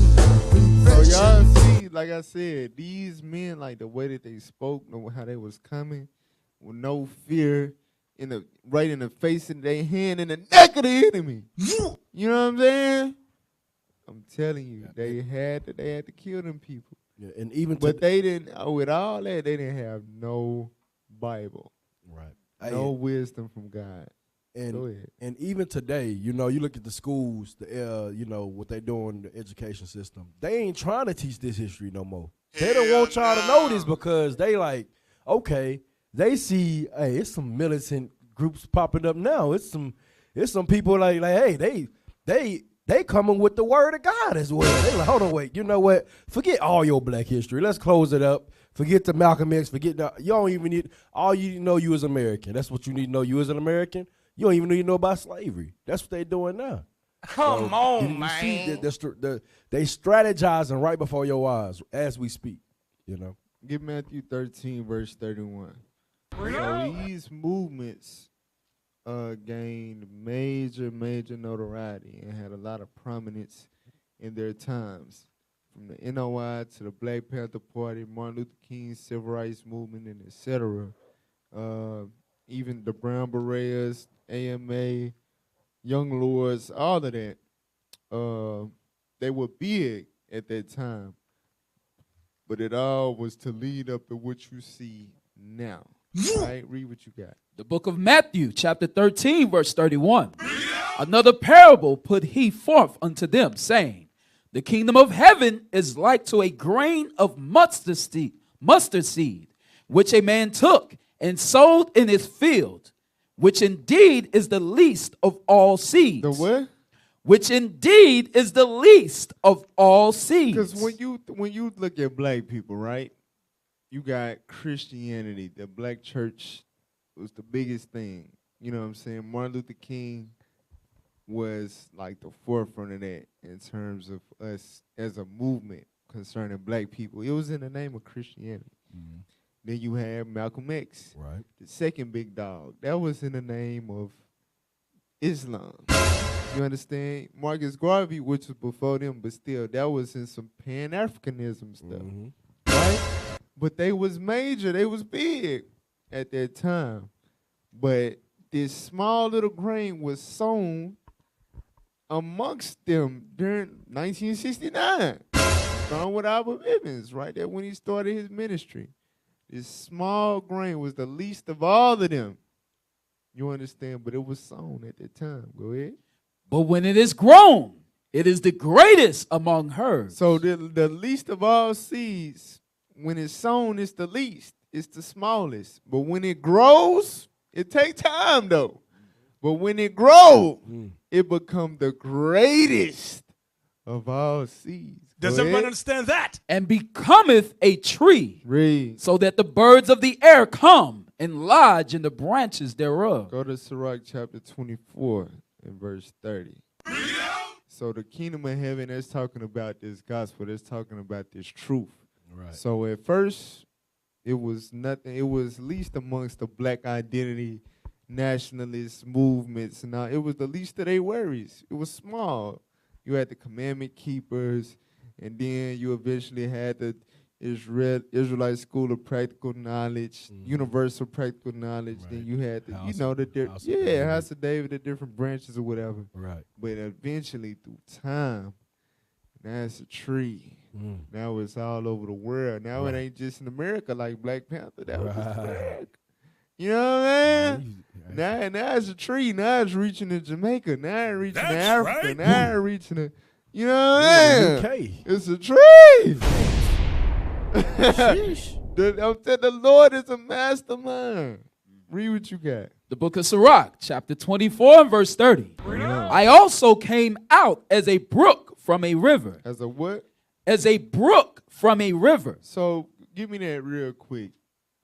What is a brook from a river? Bring it on the screen for me. So this chapter 24 is wisdom speaking. All right? And remember, that's the spirit of life from God. That's the breath of life in Ezekiel 37. That would end up being the cause of the great army standing that would put fear in the hearts of the enemy. All right? Read that one more time. Yes, sir. I also came out as a brook from a river. Right. So wisdom, it said it came out as a brook from a river. A brook is usually a tributary, a small body of water that naturally flows into a large one of a river. All right? So it's basically, scroll down a little bit. Scroll up, scroll back up. So it's a small body of water. It's a tributary. It's a baby form of a river. Like, it's not a river. It's the baby. It's the smallest bodies of water streams. All right? The smallest bodies of water streams. So read that.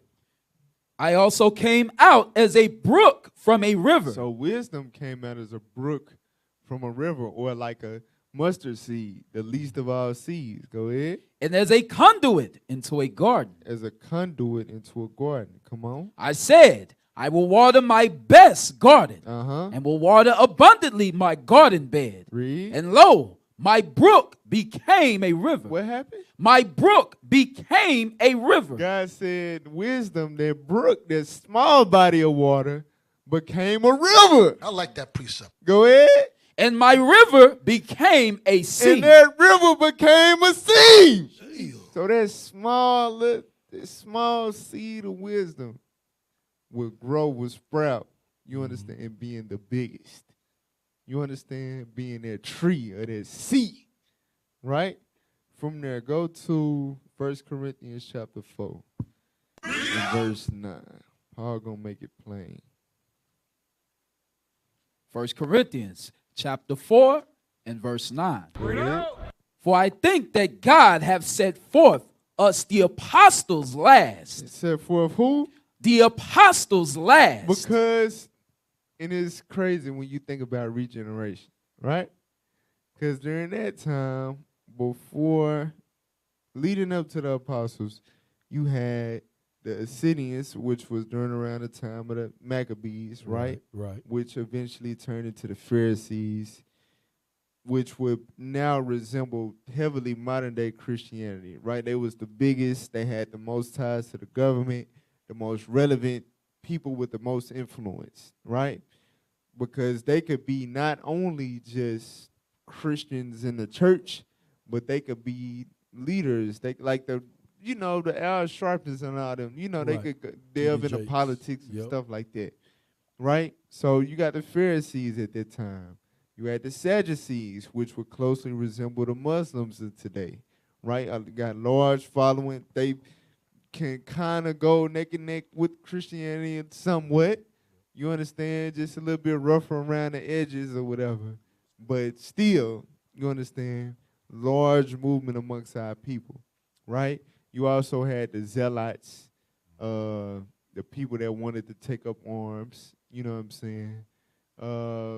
Who else you had? You had the Herodians, which was our people that dealt with Herod and them in a strictly politics, which would now be the black Republicans, Democrats, whatever, the ones.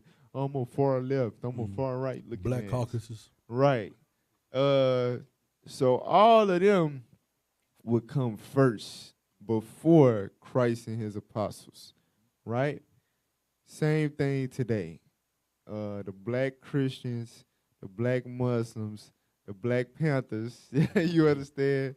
All of these movements came and rose to prominence and popularity all before, but to lead up to the apostles. That's Bible. You understand? So read that verse again. Yes, sir. For I think that God have set forth us, the apostles, last, as it were appointed to death. As it was what? As it were appointed to death. But that's the reality that we got to live with.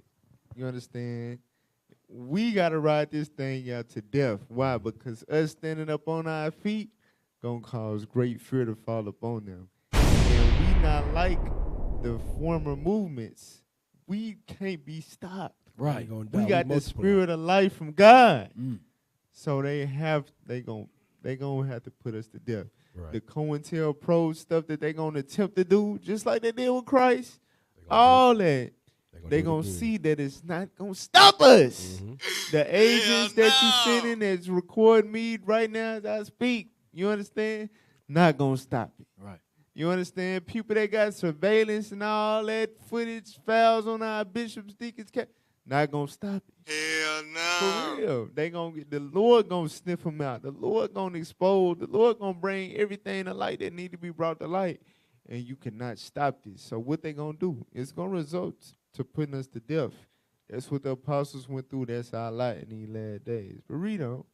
For we are made a spectacle unto the world, and to angels, and to men. When it says we're made a spectacle into the world, that goes into the propaganda from the media. You understand? The labels that they put on us, the mockery, the defamation. They was doing the same thing. Who are these silly Negroes out here, these Galileans, talking about this dude resurrected and what the hell? They a hate group. You know what I'm saying? It's the same thing. It's the same thing. Who these niggas talking about? the blacks, the Spanish, Native Americans, the same people that they chosen, and the Jews ain't the Jews. What the man? It's the same thing. It's the same exact thing. Go to John chapter 15. That's Let's Bible. see what Christ told his apostles. John chapter 15, verse 18. The book of John, chapter 15, verse 18. If the world hate you, ye know that it hated me before it hated you. Read. If you are of the world will love his own. But because you are not of the world, but I have chosen you out of the world, therefore the world hateth you. That's why we a spectacle. That's why we going to end up being put to death for this truth, because the world is going to hate us. You understand? Because we put fear in their hearts. We God-chosen people, and we taking the kingdom. You understand? That's we right. taking what's That's rightfully ours in the spirit. So they're going to try to stop it carnally because they can't war with us spiritually. You understand? They can't handle the spirit of God. So they're going to go pull all these carnal antics that's not going to stop nothing, but rather haste the coming of our Lord, the Black Messiah, to destroy all that. You know what I'm saying? It's a trick bag. All right, read on. Verse 19. Come on. If you are of the world. You read that. Verse 20. I'm sorry. Verse 20. Remember the word that I said unto you. The servant is not greater than his Lord. Read. If they have persecuted me, they will also persecute you. Come on. If they have kept my sayings, they will keep yours also. Read. But all these things will they do unto you for my name's sake, because they know not him that sent me. So we going to be persecuted, brothers. That's how you know the real from the fake, honestly. Go to Sirach 33. I like that Sirach precept. 33 and verse 16. The book of Sirach, chapter 33 and verse 16. It's going back to the points we was making about being the last but not least of the movement. Starting out least, but springing up last as the greatest. You understand? Read that. I awaked up last of all. What we do?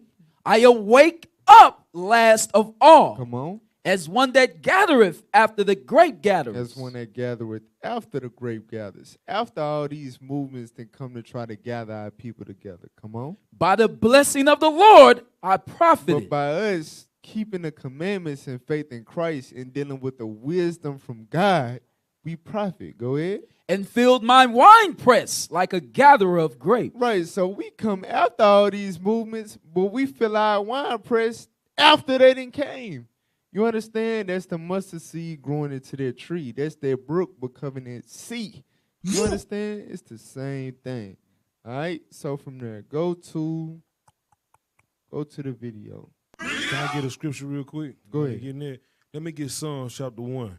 Because like you said, for us like that we that sea, that brook that turned into that sea, we that tree. You know what I'm saying? Everything we gonna do gonna prosper because of this right here. Sorry, verse 2, right. Psalms chapter 1. The book of Psalms, chapter 1, verse 2. But his delight is in the law of the Lord, and in his law doth he meditate day and night. So this the only thing that Malcolm X, Martin Luther King, they love their people, but they lack the laws of God. But read. And he shall be like a tree planted by the rivers of water. God said when you keep his laws, you're going to be as what? Like a tree planted by the rivers of water. God said we was going to be like a tree planted by water. It's hard to uproot a tree that's planted by water. In this case, it can't be stopped, read. That bringeth forth his fruit in his season. His leaf also shall not wither, and whatsoever he doeth shall prosper. That's the reason why we ain't going to be able to stop, because we following the laws of God. So everything that the Israelites do that's following the laws of God is going to prosper. Does everybody understand that? So watch this, y'all. Pull up the lobby. So this is Bishop Nathaniel. He put us on this right here series that been out for a while, but a lot of people don't know about it. And it exposed the agenda between Israel, meaning the fake Jews that have the state of Israel, are trying to fully obtain it from the Palestinians in America. All right, it's called The Lobby, put together by Al Jazeera. Right? Put that on the screen for me. Matter of fact, before y'all play that one, I want the last one, but I just want the first timestamp from the last one, from part 4. Just to go ahead and put out there what the BDS movement is. Part 4 from 152 to 243. Y'all better take heed to this. So y'all gonna have to follow me now, because it's not about us per se, but it is. So follow me. Play that.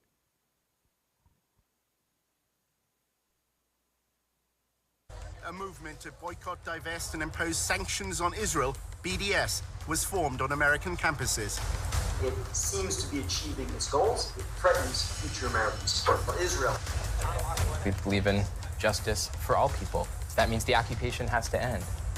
Israel's Ministry of Strategic Affairs responded with a covert operation to defeat BDS.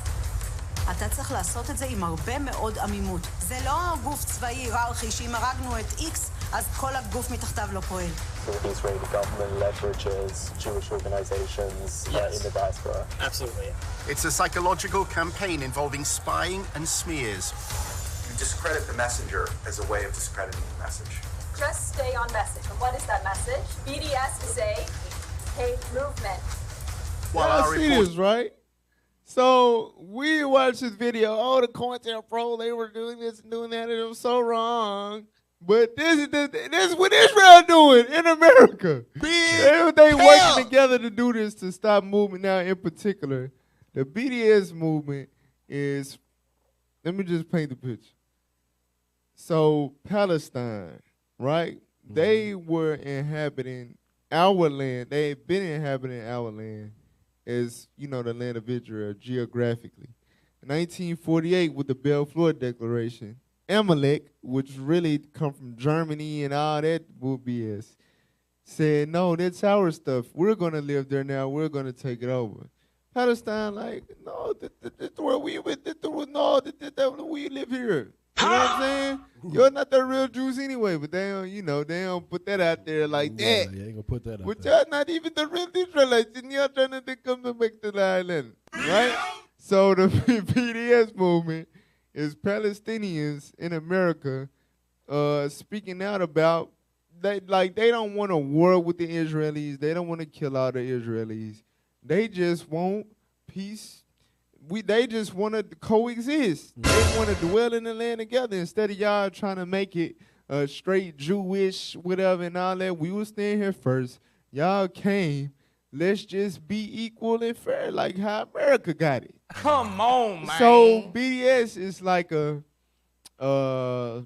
they take on kind of a form of a similar struggle to what America went through in the civil rights movement, per se, right? And it triggered the same reaction. Oh, that's what y'all trying to do? All right, spies, slander. Y'all see that, right? Anti-Semitic. So now go back. Now go to part 2 in 26 minutes and 3 seconds. Bring it out.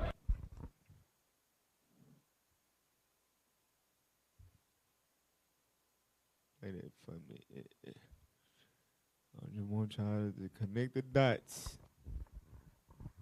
All that's demonic, evil, and lies. Roar. 2603 or 2604. Pay attention. Go ahead. A few days later, a journalist from the Allgemeine contacted Tony. It would be undercover and have to be kept pretty quiet. We would like to have some recording device on your person. Any level of potential danger or, difficulty, violence or verbal assault, none of that concerns you or puts you off? No, because I think I'm pretty good at just being kind of zen in the face of verbal assaults. Pause. So what you're looking at is a spy. The white man is a spy. But how about Al Jazeera to spy on the lobby. Message. The pro-Israel people and the tactics that they doing. And they not knowing that they trying to hire a spy that's a spy against them to be a spy for them. You understand? So that's some great level of intel you can get. Not only is you a spy that you get to be amongst them, but they hiring you as a spy to go and spy on the people that you already. You know what I'm saying? So that's who that white man is right there. He is his ass a double spy. All right, He's a super spy. Yeah, James Bond age name. Right. I spy on both of y'all. Jason Bourne looking there. Play the video. The Allgemeine claims to be the fastest growing Jewish newspaper in America. It pays particular attention to events on college campuses.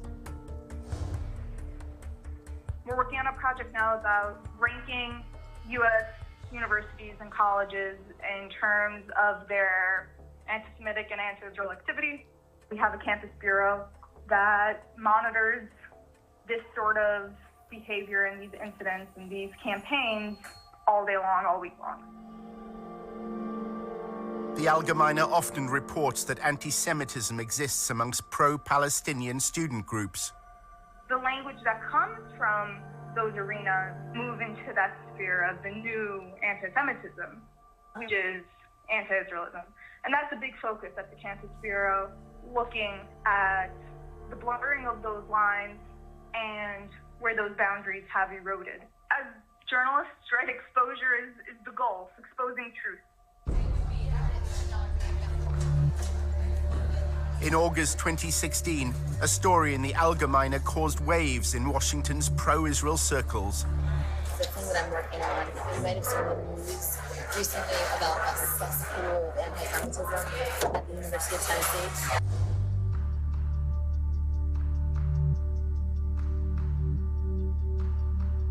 So the expose was on these anti-Semitic tweets. They uncovered 14 current students, 5 recent graduates at the University of Tennessee that had tweeted all of these horribly anti-Semitic things. The evidence was released by an anonymous group within the pro-Israel lobby. They're called Canary Mission. Nobody really knows who they are. The Canary Mission. No bet. So just to paint a picture, and about these tweets was old as hell from people that went to the college or whatever. They was old ass tweets from a few of them, but they used that to be like, oh look, they're dangerous, they're terrorists. What? But it was found by this group called the Canary Mission, who not man enough to show who the hell they is. Message. Play the video. Play that part again. The evidence was released by an anonymous group within the pro-Israel lobby. They're called Canary Mission. Nobody really knows who they are. They expose anti-Semitism, anti-Israelism, and anti-Americanism in the U.S., like on college campuses. They study it and then release these expose reports, but they're secret. They don't reveal who they are. So this group, Canary Mission, right? Secret group. Their focus was on colleges.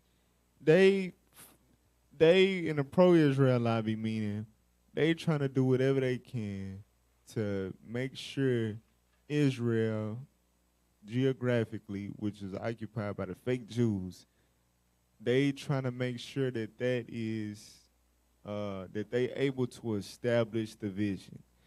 The diaspora is being gathered, being brought back to Israel. This is Bible prophecy being fulfilled. They're the real Jews. Love them, accept them. They're God's people, and that's God's land. Whatever. That's they pro-Israel. That's what that means. So this group, their focus was to deal with college campuses in which would have Palestinian immigrants that would voice the truth about what's going on over there, how them fake Jews over there, they don't keep the Torah. They wicked as hell. They full of hate. They hate Palestinians. They hate the African Jews that's over. They wrong for what they doing in their agenda. But in America, since it's 1,000 miles away, they can, and with the power of the church, they can push a whole nother narrative and try to get people to be pro-Israel, to keep the money, to stay in bed with the Jews that got all the damn money. You see what I'm saying? So the initial initiative was to focus on the Palestinian immigrants in the colleges and try to paint their images as terrorists and a hate group and all of that by way of finding some old-ass tweets from a couple of them. Well, back to the video. That's what Canary Mission did, was at the forefront of. Come on now, Watch dog. this. Pull up, give me that screenshot of Canary Mission, what they done did to us. So I'm showing you their history. They are part of the pro-Israel lobby. This 4-part documentary basically exposed them and their evil antics and tactics to push their agenda, the covert missions, the spying, the bribing, and all of that. That's what Canary Mission is a part of. And they trying to defame us and all of that. When they are the synagogue of Satan. That's right. Put that on the screen. Canary Mission verified Twitter account. Nothing says anti-Semitic like posting an anti-Semitic meme. IUIC Dallas. If you want to smear Canary Mission for calling you out on your anti-Semitism, try harder next time. Love the Angry Birds. Because we do classes, radio shows going in on the air. Right? But that the Canary Mission has decided to direct their attention towards smearing, defaming, slandering the Israelites. That nigga's tripping. That's the Canary Mission new focus. But we showing you their history, they corrupt history some years ago before we popping how we popping now, and they want to try to deal with us. Go back to the video. Where we was at.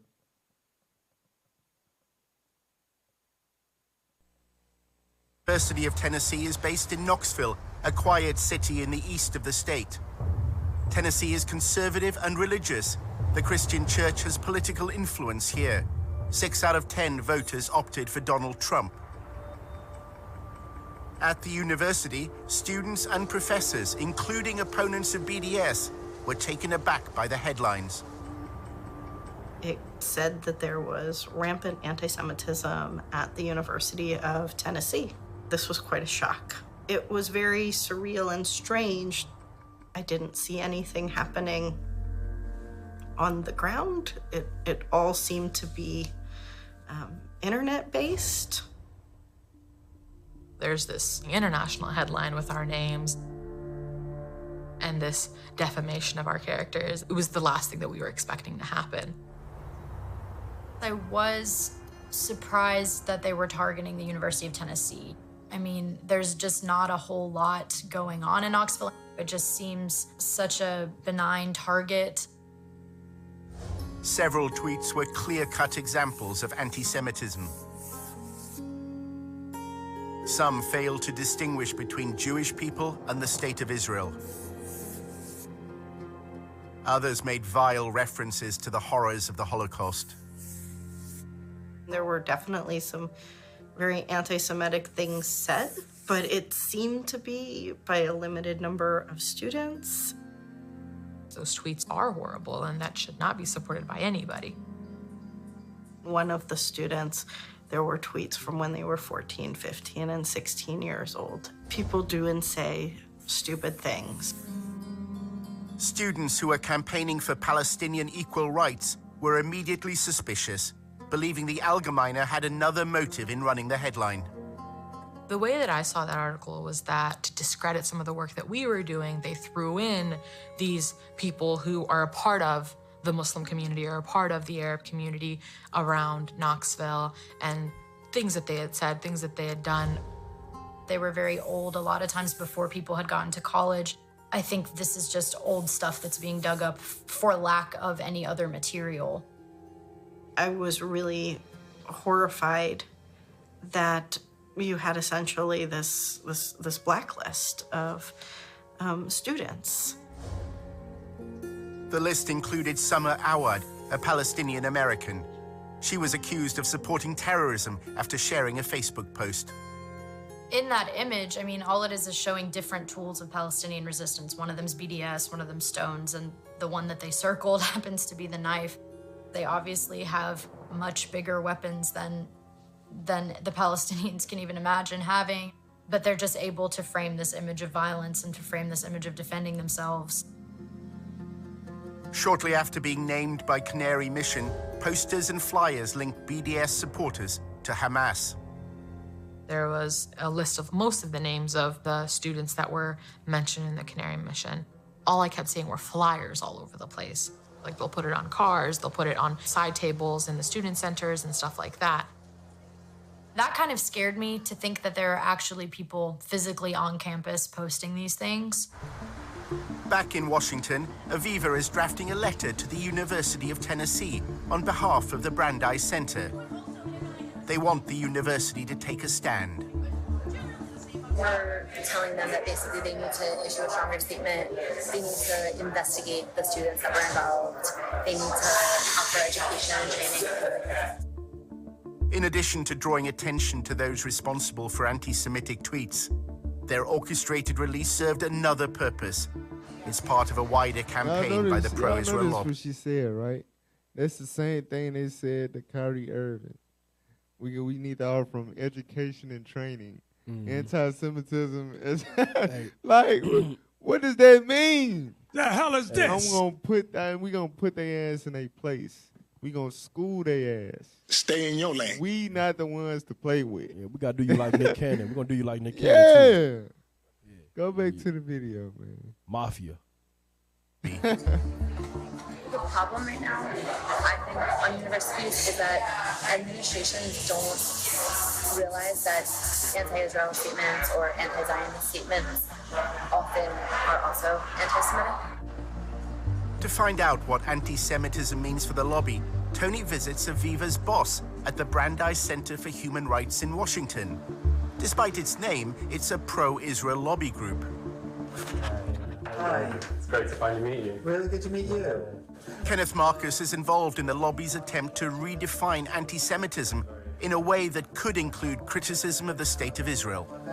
Right now, the challenge is that there are people who say, you know what, anti-Israel politics have nothing to do with anti-Semitism. Well, you've got to show that they're not the same, but they're not entirely different either. All right, so they going into the invention of the new understanding of anti-Semitism. It came from this, all right, but go back to the video. I just want to skip ahead a little bit. Skip ahead to about 35 minutes.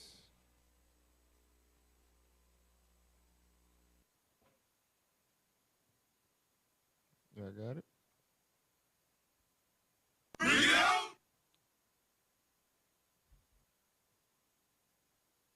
Go ahead. The Brandeis Center also wanted the university to screen what they described as a path-breaking film called Unmasked Judeophobia. It was made by a member of staff at the university and featured Kenneth Marcus. It is now socially acceptable to say lots of different things that were not acceptable in the past.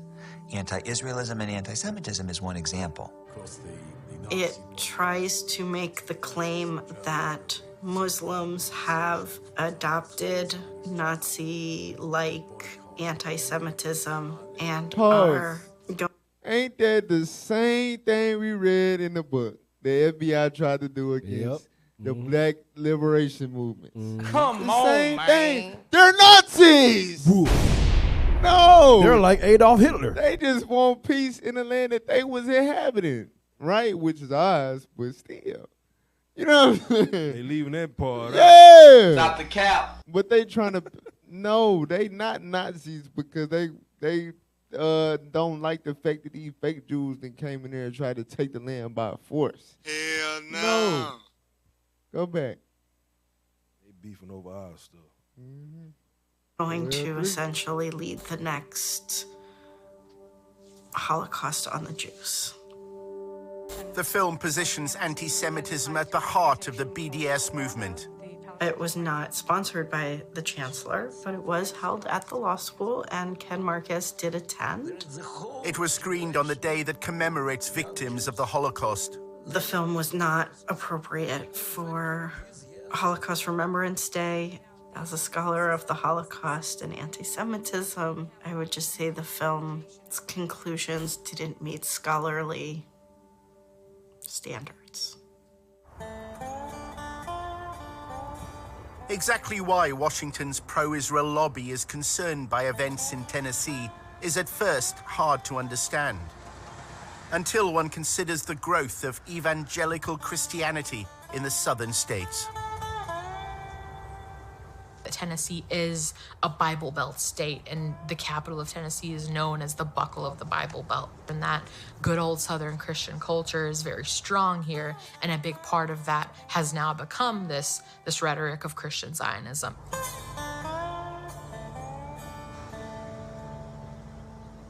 Satan hates Israel and the Jews because Israel's restoration initiated the last days of Bible prophecy.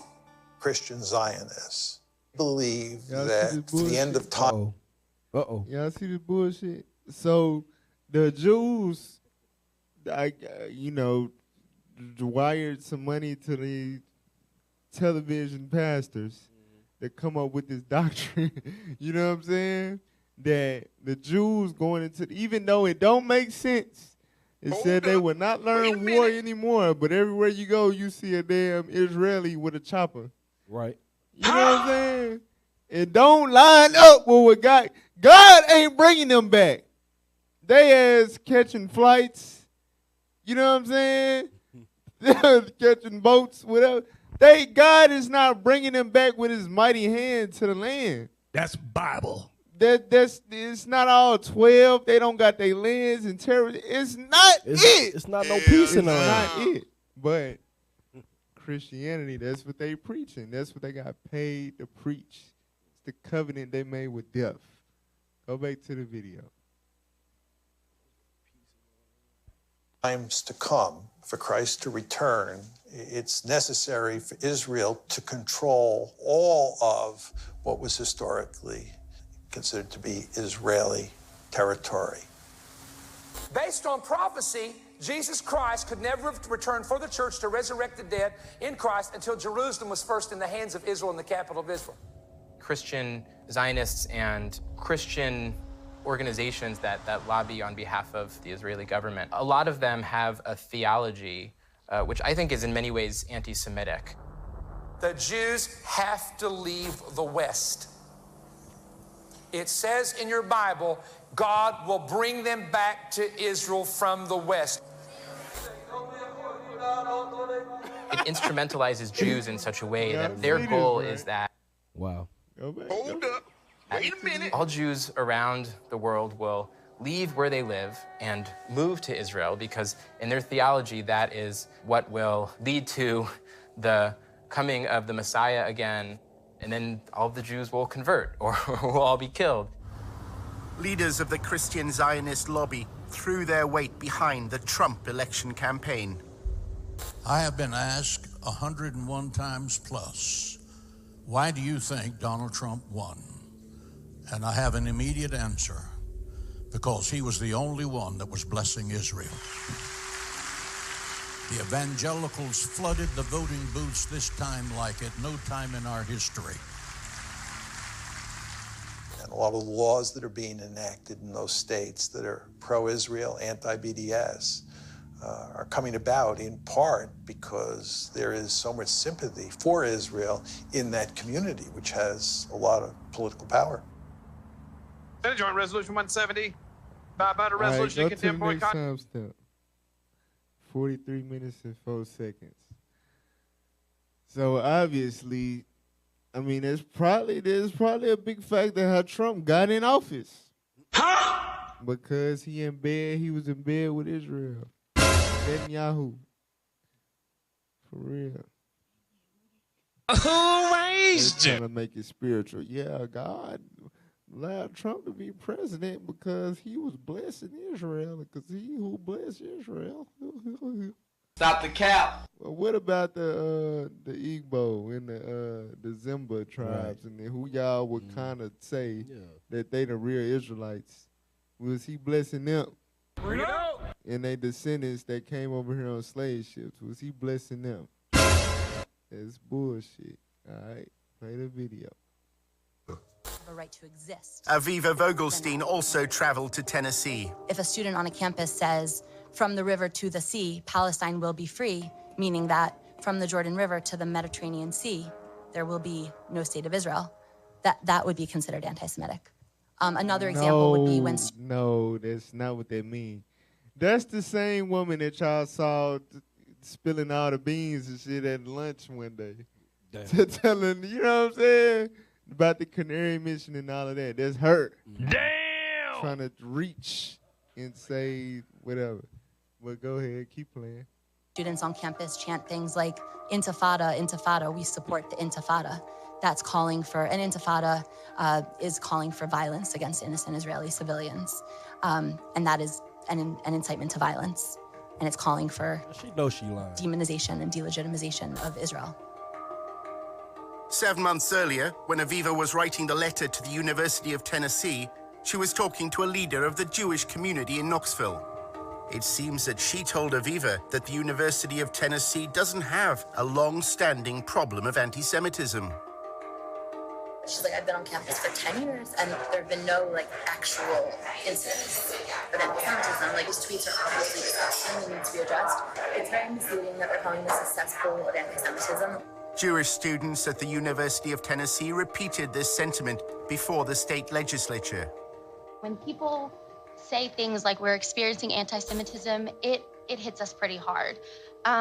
When we were told that this was being said about our university and the climate at our university, we were really confused because we had never heard any form of anti-Semitism that was happening on our campus. So this was kind of, the first thing to come to us. So if we're the students who are supposed to have been affected by this so-called climate, you would think we would kind of know about it before. There's no evidence. Y'all see this, right? So they put out this content. Yeah, Tennessee, they got a problem. They got terrorists, anti-Semitic, da-da-da. And the Jewish committee on campus, I didn't know if that stuff was going on until they put that out. I don't know what y'all We're talking the ones about. it was supposed to be happening to. Exposing that's some bullshit. Boy, ain't no way, boy. Go back to the video. Atmosphere of intimidation against Jewish students. Once you look behind the headlines at Tennessee, that's what everybody said. I think it's important to highlight that any allegations that this bill is based off of, those allegations are purely external allegations, meaning they're coming from all over the country except for Tennessee. Everybody agreed on that. The only people who didn't agree were the people coming from outside the university, Kenneth Marcus and others, who have the agenda to present the University of Tennessee and other campuses as dangerous places for Jewish students. One of the consequences of the allegations of anti-Semitism has been to temper activism for Palestinian equal rights. You can look at this campus in the last 8 months and see that there has been little to no activism on that forefront. I would say last year this time, we had a new sort of adrenaline underneath us, and then this kind of completely killed our fire. And it was hard to gain that momentum once again. Y'all see that, right? Go to 1 Ezra 5:73. I'm telling you, this is age-old tactics. Wait a minute. The purpose of them doing that to them was to push the pro-Israel agenda as far as them inhabiting that land and making it a predominantly, is basically an all-Jewish state. Get the Palestinians out of there so we can fully establish the vision that we are the real Jews and God brought us here to inhabit the land for ourselves. You understand? Stay in your lane. So that's why they did it to them. But it's the same thing that they do to us. We're going to show you, all right? And it was for the purpose, like they just said. After they did that BS and put out the articles and went before the boards, whatever, the activism stopped. Damn. The Palestinians on campus, they stopped speaking out about what was going on. It took the fire from them. Read what you got. The book of 1 Ezra, chapter 5, verse 73. Come on. And by their secret plots. By their what? By their secret plots. Canary Mission. Oh, yeah, we're going to find some old tweets, and we're going to word this long article and make it seem like they're just da-da-da-da. You know what I'm saying? Secret plots. Go ahead. And popular persuasions. And popular persuasions. Popular persuasions. That's propaganda. You understand? There's content, there's articles, there's a narrative being established on social media. You understand? Popular persuasions. Go ahead. And commotions. And commotions, drama, protests, things of that nature. Read. They hindered the finishing of the building. By doing that, they take the fire out of you. You know what I'm saying? That's what they did to our forefathers that was rebuilding the temple. Come on That's now, how dog. they took the fire out of them. Damn. You understand? It's the same tactics. Give me that article. I think it's called Weisenthal. But the popular persuasions they doing against us. I like that precept. The same thing as the Canary Mission. Now it's the same thing. All right. Weisenthal.com.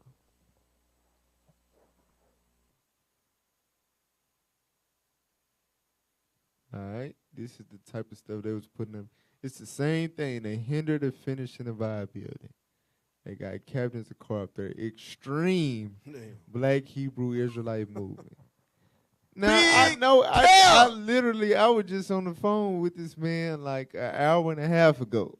You know what I'm saying? An hour and a half before the show.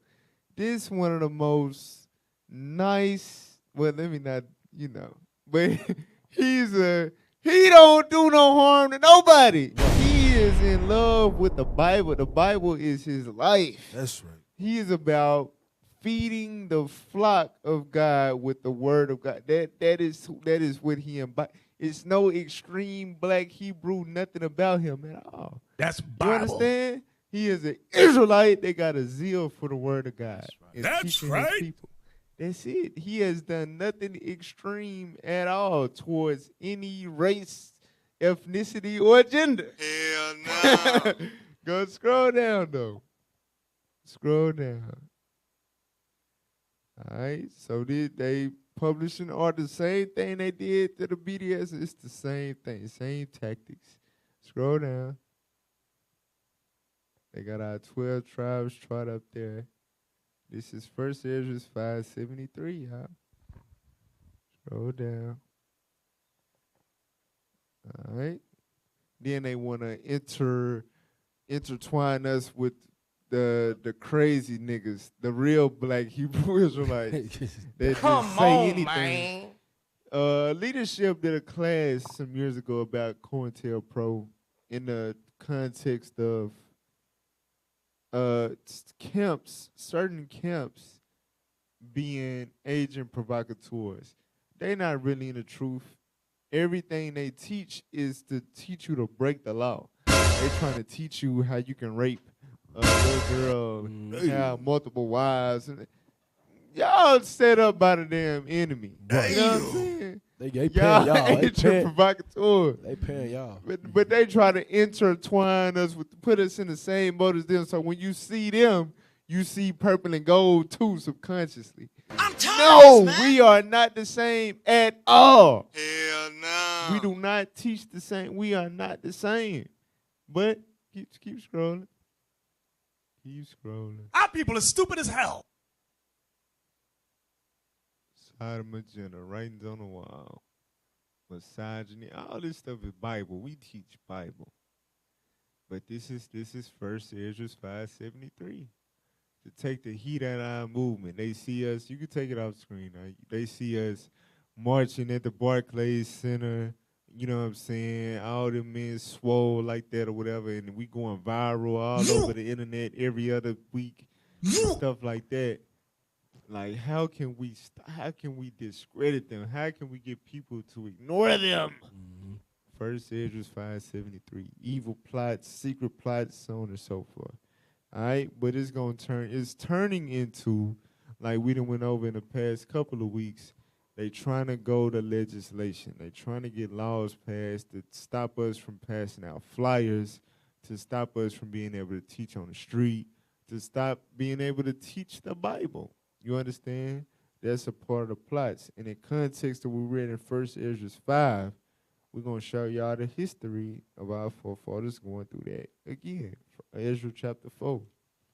It's the same account that we read in 1 Esdras 5, but it's showing you explicitly what exactly was the secret plot, popular persuasion, and what was they able to accomplish by that. All right, Ezra 4, verse 1. The book of Ezra, chapter 4 and verse 1. Now when the adversaries of Judah and Benjamin heard that the children of the captivity builded the temple unto the Lord God of Israel, then came to Zerubbabel and to the chief of the fathers, and said unto them, let us build with you, for we seek your God as ye do.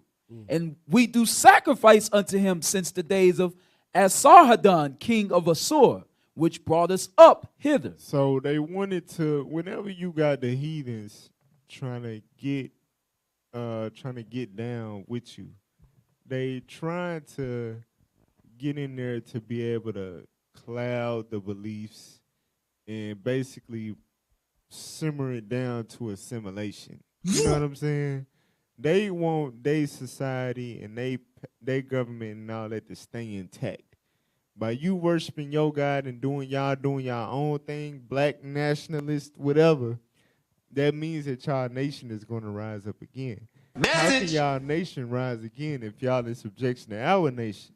You see what I'm saying? That's their mentality. So they would start out with this approach, like, no, let us get with y'all. You see what I'm saying? We want to be with y'all. But our forefathers had wisdom. Keep reading. But Zerubbabel and Jeshua and the rest of the chief of the fathers of Israel said unto them, ye have nothing to do with us to build an house unto our God, but we ourselves together will build unto the Lord God of Israel, as King Cyrus, the king of Persia, have commanded us. Zerubbabel like, man, move around. We good. You know what I'm saying? We don't need y'all. Y'all ain't got nothing to do with us and our God. So they were butthurt. Jump down to verse 6. It's very similar, like how they try to, okay, yeah, Igbo, Zimba, okay, yeah. Come convert to Judaism. Like, no. Y'all, not only are we the real Jews, y'all the fake Jews, y'all heathens, y'all y'all can't get none of this covenant. Right. Stop it. And y'all You see what I'm saying?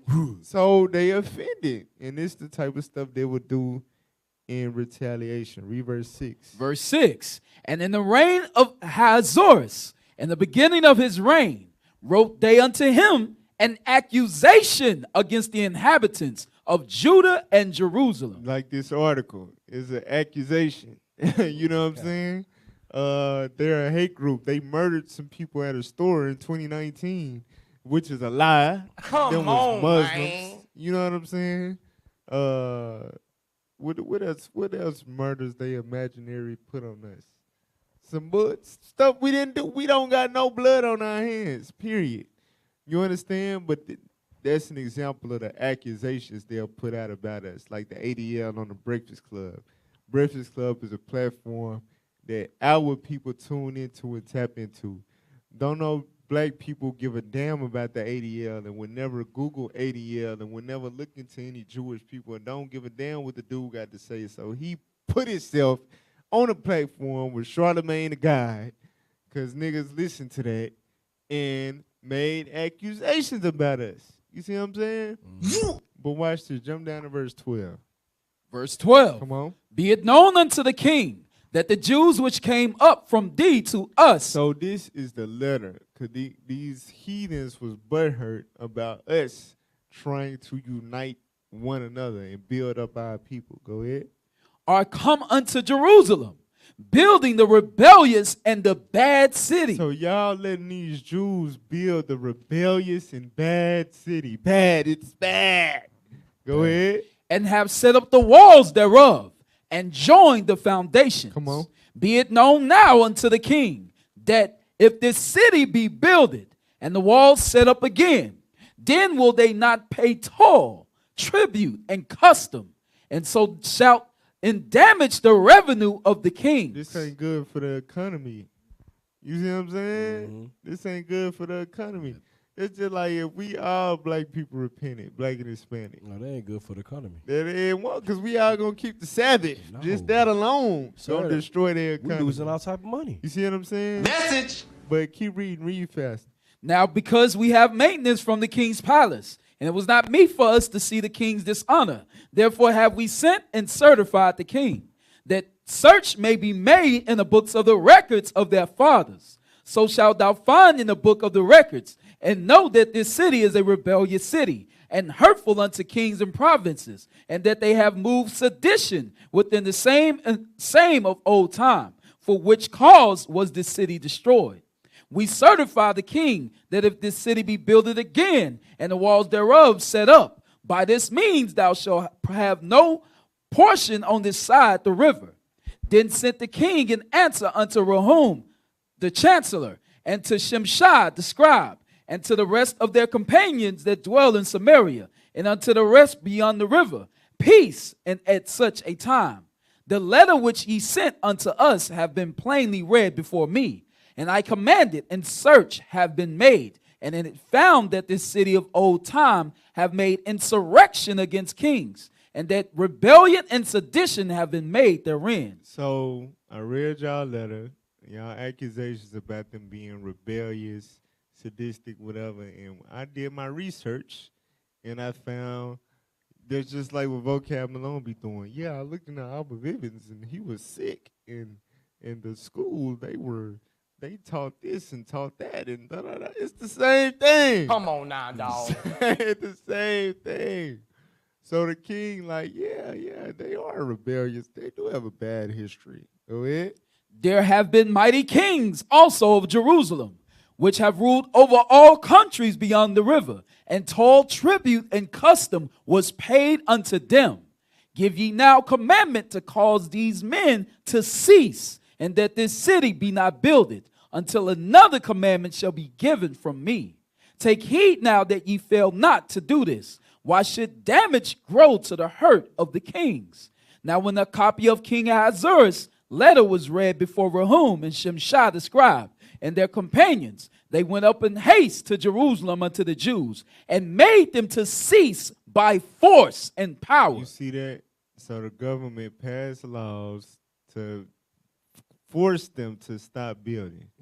You see what I'm saying? That's what they're trying to do with us. That's the purpose of the articles, the propaganda, is to get laws passed or whatever to try to stop us from pushing this truth. That's Bible. All right? So, look, I just want that last time stamp on that video. We probably ain't going to play the whole thing. But episode 4 started at 4 minutes and 21 seconds. I like that precept.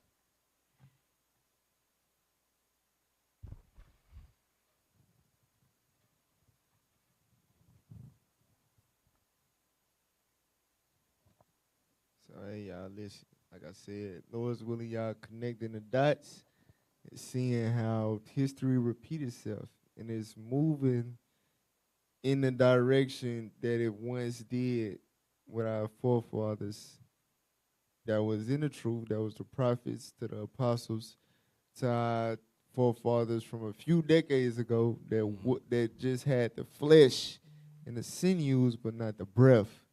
You understand? Now we got the breath. Now we went from the mustard seed to the tree. We expanded from the brook to the river. You understand? And I'm telling you, it's bringing fear in their hearts. They doing the same tactics. It's COINTELPRO. It's COINTELPRO 2.0 right before your eyes. That's Bible. And when they see that the agents, the traitors, the engineered rumors and all of that, when they see that, it ain't gonna stop this like it stopped the flesh. You know what I'm saying? When they see it can't stop the spirit of life from God, they gonna start putting us to death. All right? Play that. Israel's booming. It's the startup nation. More venture capital is going into Israel today than at any other time in history. So why don't we just calm down, realize that BDS is worthless, it's losing, and ignore it.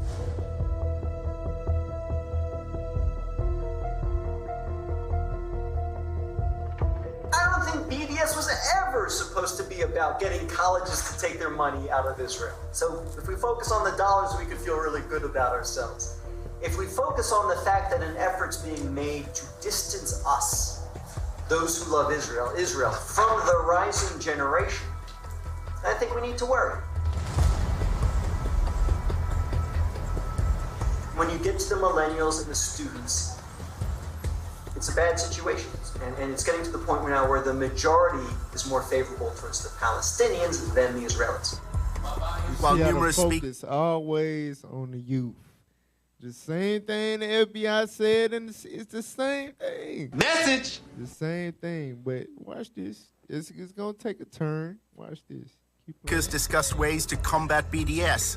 The lack of civil rights for Palestinians living under Israeli control was not raised. Nobody talks about the reason why BDS exists at all. What's the model for the BDS movement? The model is South Africa. So, was that a bad thing to do? An apartheid regime which denied equal rights to black South Africans was weakened and ultimately collapsed after a global economic and political boycott. They're worried that the BDS movement will get to the stature that the South Africa boycott got to. So they're trying to stop it now. Imagine if the apartheid regime of de Klerk were able to have a lobby in America that it was a crime to support that boycott. Imagine that. For nearly 2 decades, Israel's occupation was portrayed as temporary, while both sides pursued what's called a two-state solution. The two-state solution. This is where the Palestinians get a state of their own in the occupied territories, i.e. the West Bank and Gaza. But there's a problem. Jewish-only settlements have continued to grow within the boundary of a proposed Palestinian state. Successive US governments have openly doubted whether a viable Palestinian nation is either possible or necessary. The settler agenda is defining the future of Israel. And their stated purpose is clear. They believe in one state, Greater Israel. In fact, one prominent minister declared just after the US election, and I quote, "The era of the two-state solution is over." I'm looking at two-state and one state, and I like the one that both parties like. I'm very happy with the one that both parties like. I can live with either one. If the choice is one state, Israel can either be Jewish or democratic. It cannot be both. More and more people are beginning to buy into the argument that Israel is turning itself into an apartheid state. It used to be the case that the word apartheid was never used with Israel. In order to discredit the apartheid label, the lobby has launched a campaign to try to co-opt black South Africans. Here we go. Black South Africans who were apartheid activists, who were brought to Israel, saw the reality, came home angry at BDS. They felt lied to. They felt that someone had tried to steal their narrative.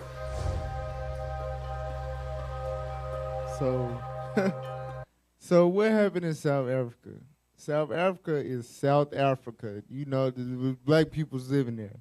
The Dutch came in and tried to take over, right? And they developed apartheid, whatever. So it's similar. The Palestinians, the BDS, used them as a model because it's similar. Like, we was living in their land, minding our business, doing our thing, and they came out of nowhere trying to live in our stuff and trying to kick us out, right? So they was like, your struggle is our struggle, the South Africans or whatever. So the pro-Israel lobbyists, they like, Yeah, some South Africans went to Israel and saw that the BDS is a lie, that the Palestinians ain't struggling how we were struggling, and it's not the same, and blah, blah, blah. Don't fall for it. They manipulating niggas. That's what they doing. Go ahead. This is an effective tool. Bringing these black South African former BDS activists, now Israel supporters, to American campuses. During his volunteership, Tony learned that the Israel Project has been developing a strategy called Stop Stealing My Apartheid. The plan is to feed articles written by black South Africans into the American media, claiming that BDS has distorted their history. If you're disgusted by segregation in this country, if you're disgusted by South African apartheid, then you should also be disgusted by Israeli apartheid. Another workshop was addressed by Israeli diplomats from consulates in the US. Black Lives Matter had attracted particular criticism after voicing support for the BDS movement. It appears that Israel's diplomats may be trying to challenge the apartheid label by canvassing support amongst African Americans. The major problem of Israel is with the young generation of the black community. There it is. Stop. That's like. There it is. You see that? You can't make this shit up. Go back about 10 seconds. You can't make this stuff up. Play it. African Americans. The major problem of Israel is with the young generation of the black community. Pause. What? I ain't doing nothing. We ain't got nothing to do with that. With these damn bro, these Israelis. people, I'm telling you, bro. But basically, they trying to use us as pawns to further their agenda and hide the truth of what, you know what I'm saying, what's really going on, how they trying to rob that land that they ain't, neither one of theirs is trying to rob that land from the Palestinians, knowing damn well they ain't right over there, and knowing that them people, you know what I'm saying, and trying to use black people to agree with them. Exactly. I'm tired of this, They man. use money, they use other tactics. Man, they the damn devil. That's what's really going on. That's what Canary Mission is a part of. That's what the CIA a part of. That's what the ADL a part of. That's what the fake Jews, that's what they do, bro. That's what they do. They lie. Popular persuasions, commotions, secret plots. You understand? Right. But guess what? It's not going to work. Job chapter 5, verse 12. Bring it out. Let the bomb go off in your head. We're going to close out with this. Lord's willing, y'all was able to get something from it. And like I said, connect the dots. I'm letting y'all know, man. I'm telling you. All their energy is turning towards the Israelites. All right? We are becoming the biggest threat to the Israel establishing the vision that they the real Israelites and that they the people of God. We going in on Clubhouse every night. We in the streets every day, passing out flyers, preaching the word of God. More and more people are starting to understand and believe who they are biblically and who the real Israelites are. And they know that it's way more of a threat than a Palestinian having a knife or an assault rifle and wanting to get the land back from them. They know that it's a spiritual thing. You understand? It's us standing up on our feet, and it's causing that great fear. So they bringing the big guns at them, letting y'all know, but it's not going to work. All right, read what you got. The book of Job, chapter 5, verse 12. He disappointed the devices of the crafty, so that their hands cannot perform their enterprise. Right, so the Lord going to disappoint them. They devices, because they this the thing. They've been doing this. If it wasn't for this dude undercover and all that, this being put out, you wouldn't even know a lot of the stuff, how they operate, how they get stuff done. They bribe, they spy, they extort. You understand? That's how they get their way, right? That's their devices, the propaganda, the media. They control it. They control the narrative. God said he going to disappoint their devices. He going to bring them to naught, all right? So just stay tuned. Like I said, the revolution is being televised for now. The the mustard seed that started as least is becoming a tree. The brook is becoming a river. You understand? Them dry bones is standing up. That's right. With the breath of life from God in them. That's right. So the nations, I'm telling you, bro, these nations, they finna turn up on us. All right? So be mindful of traitors. Be mindful of false rumors, slander. Be very, very mindful. All right? Once we jump over all them damn hurdles, guess what? We appointed to death. All right? That's right. But, hey, the faithful, the dead in Christ shall rise first. All right? So with that, make sure y'all like, share, subscribe. Make sure y'all, make sure y'all tune in next week. All right? I think we're going to spend a being on Islam. It's still Ramadan. That's right. So just make sure y'all stay tuned, man. Like I said, hey, Lord's willing, we'll be back next week with more on Let's Talk Truth.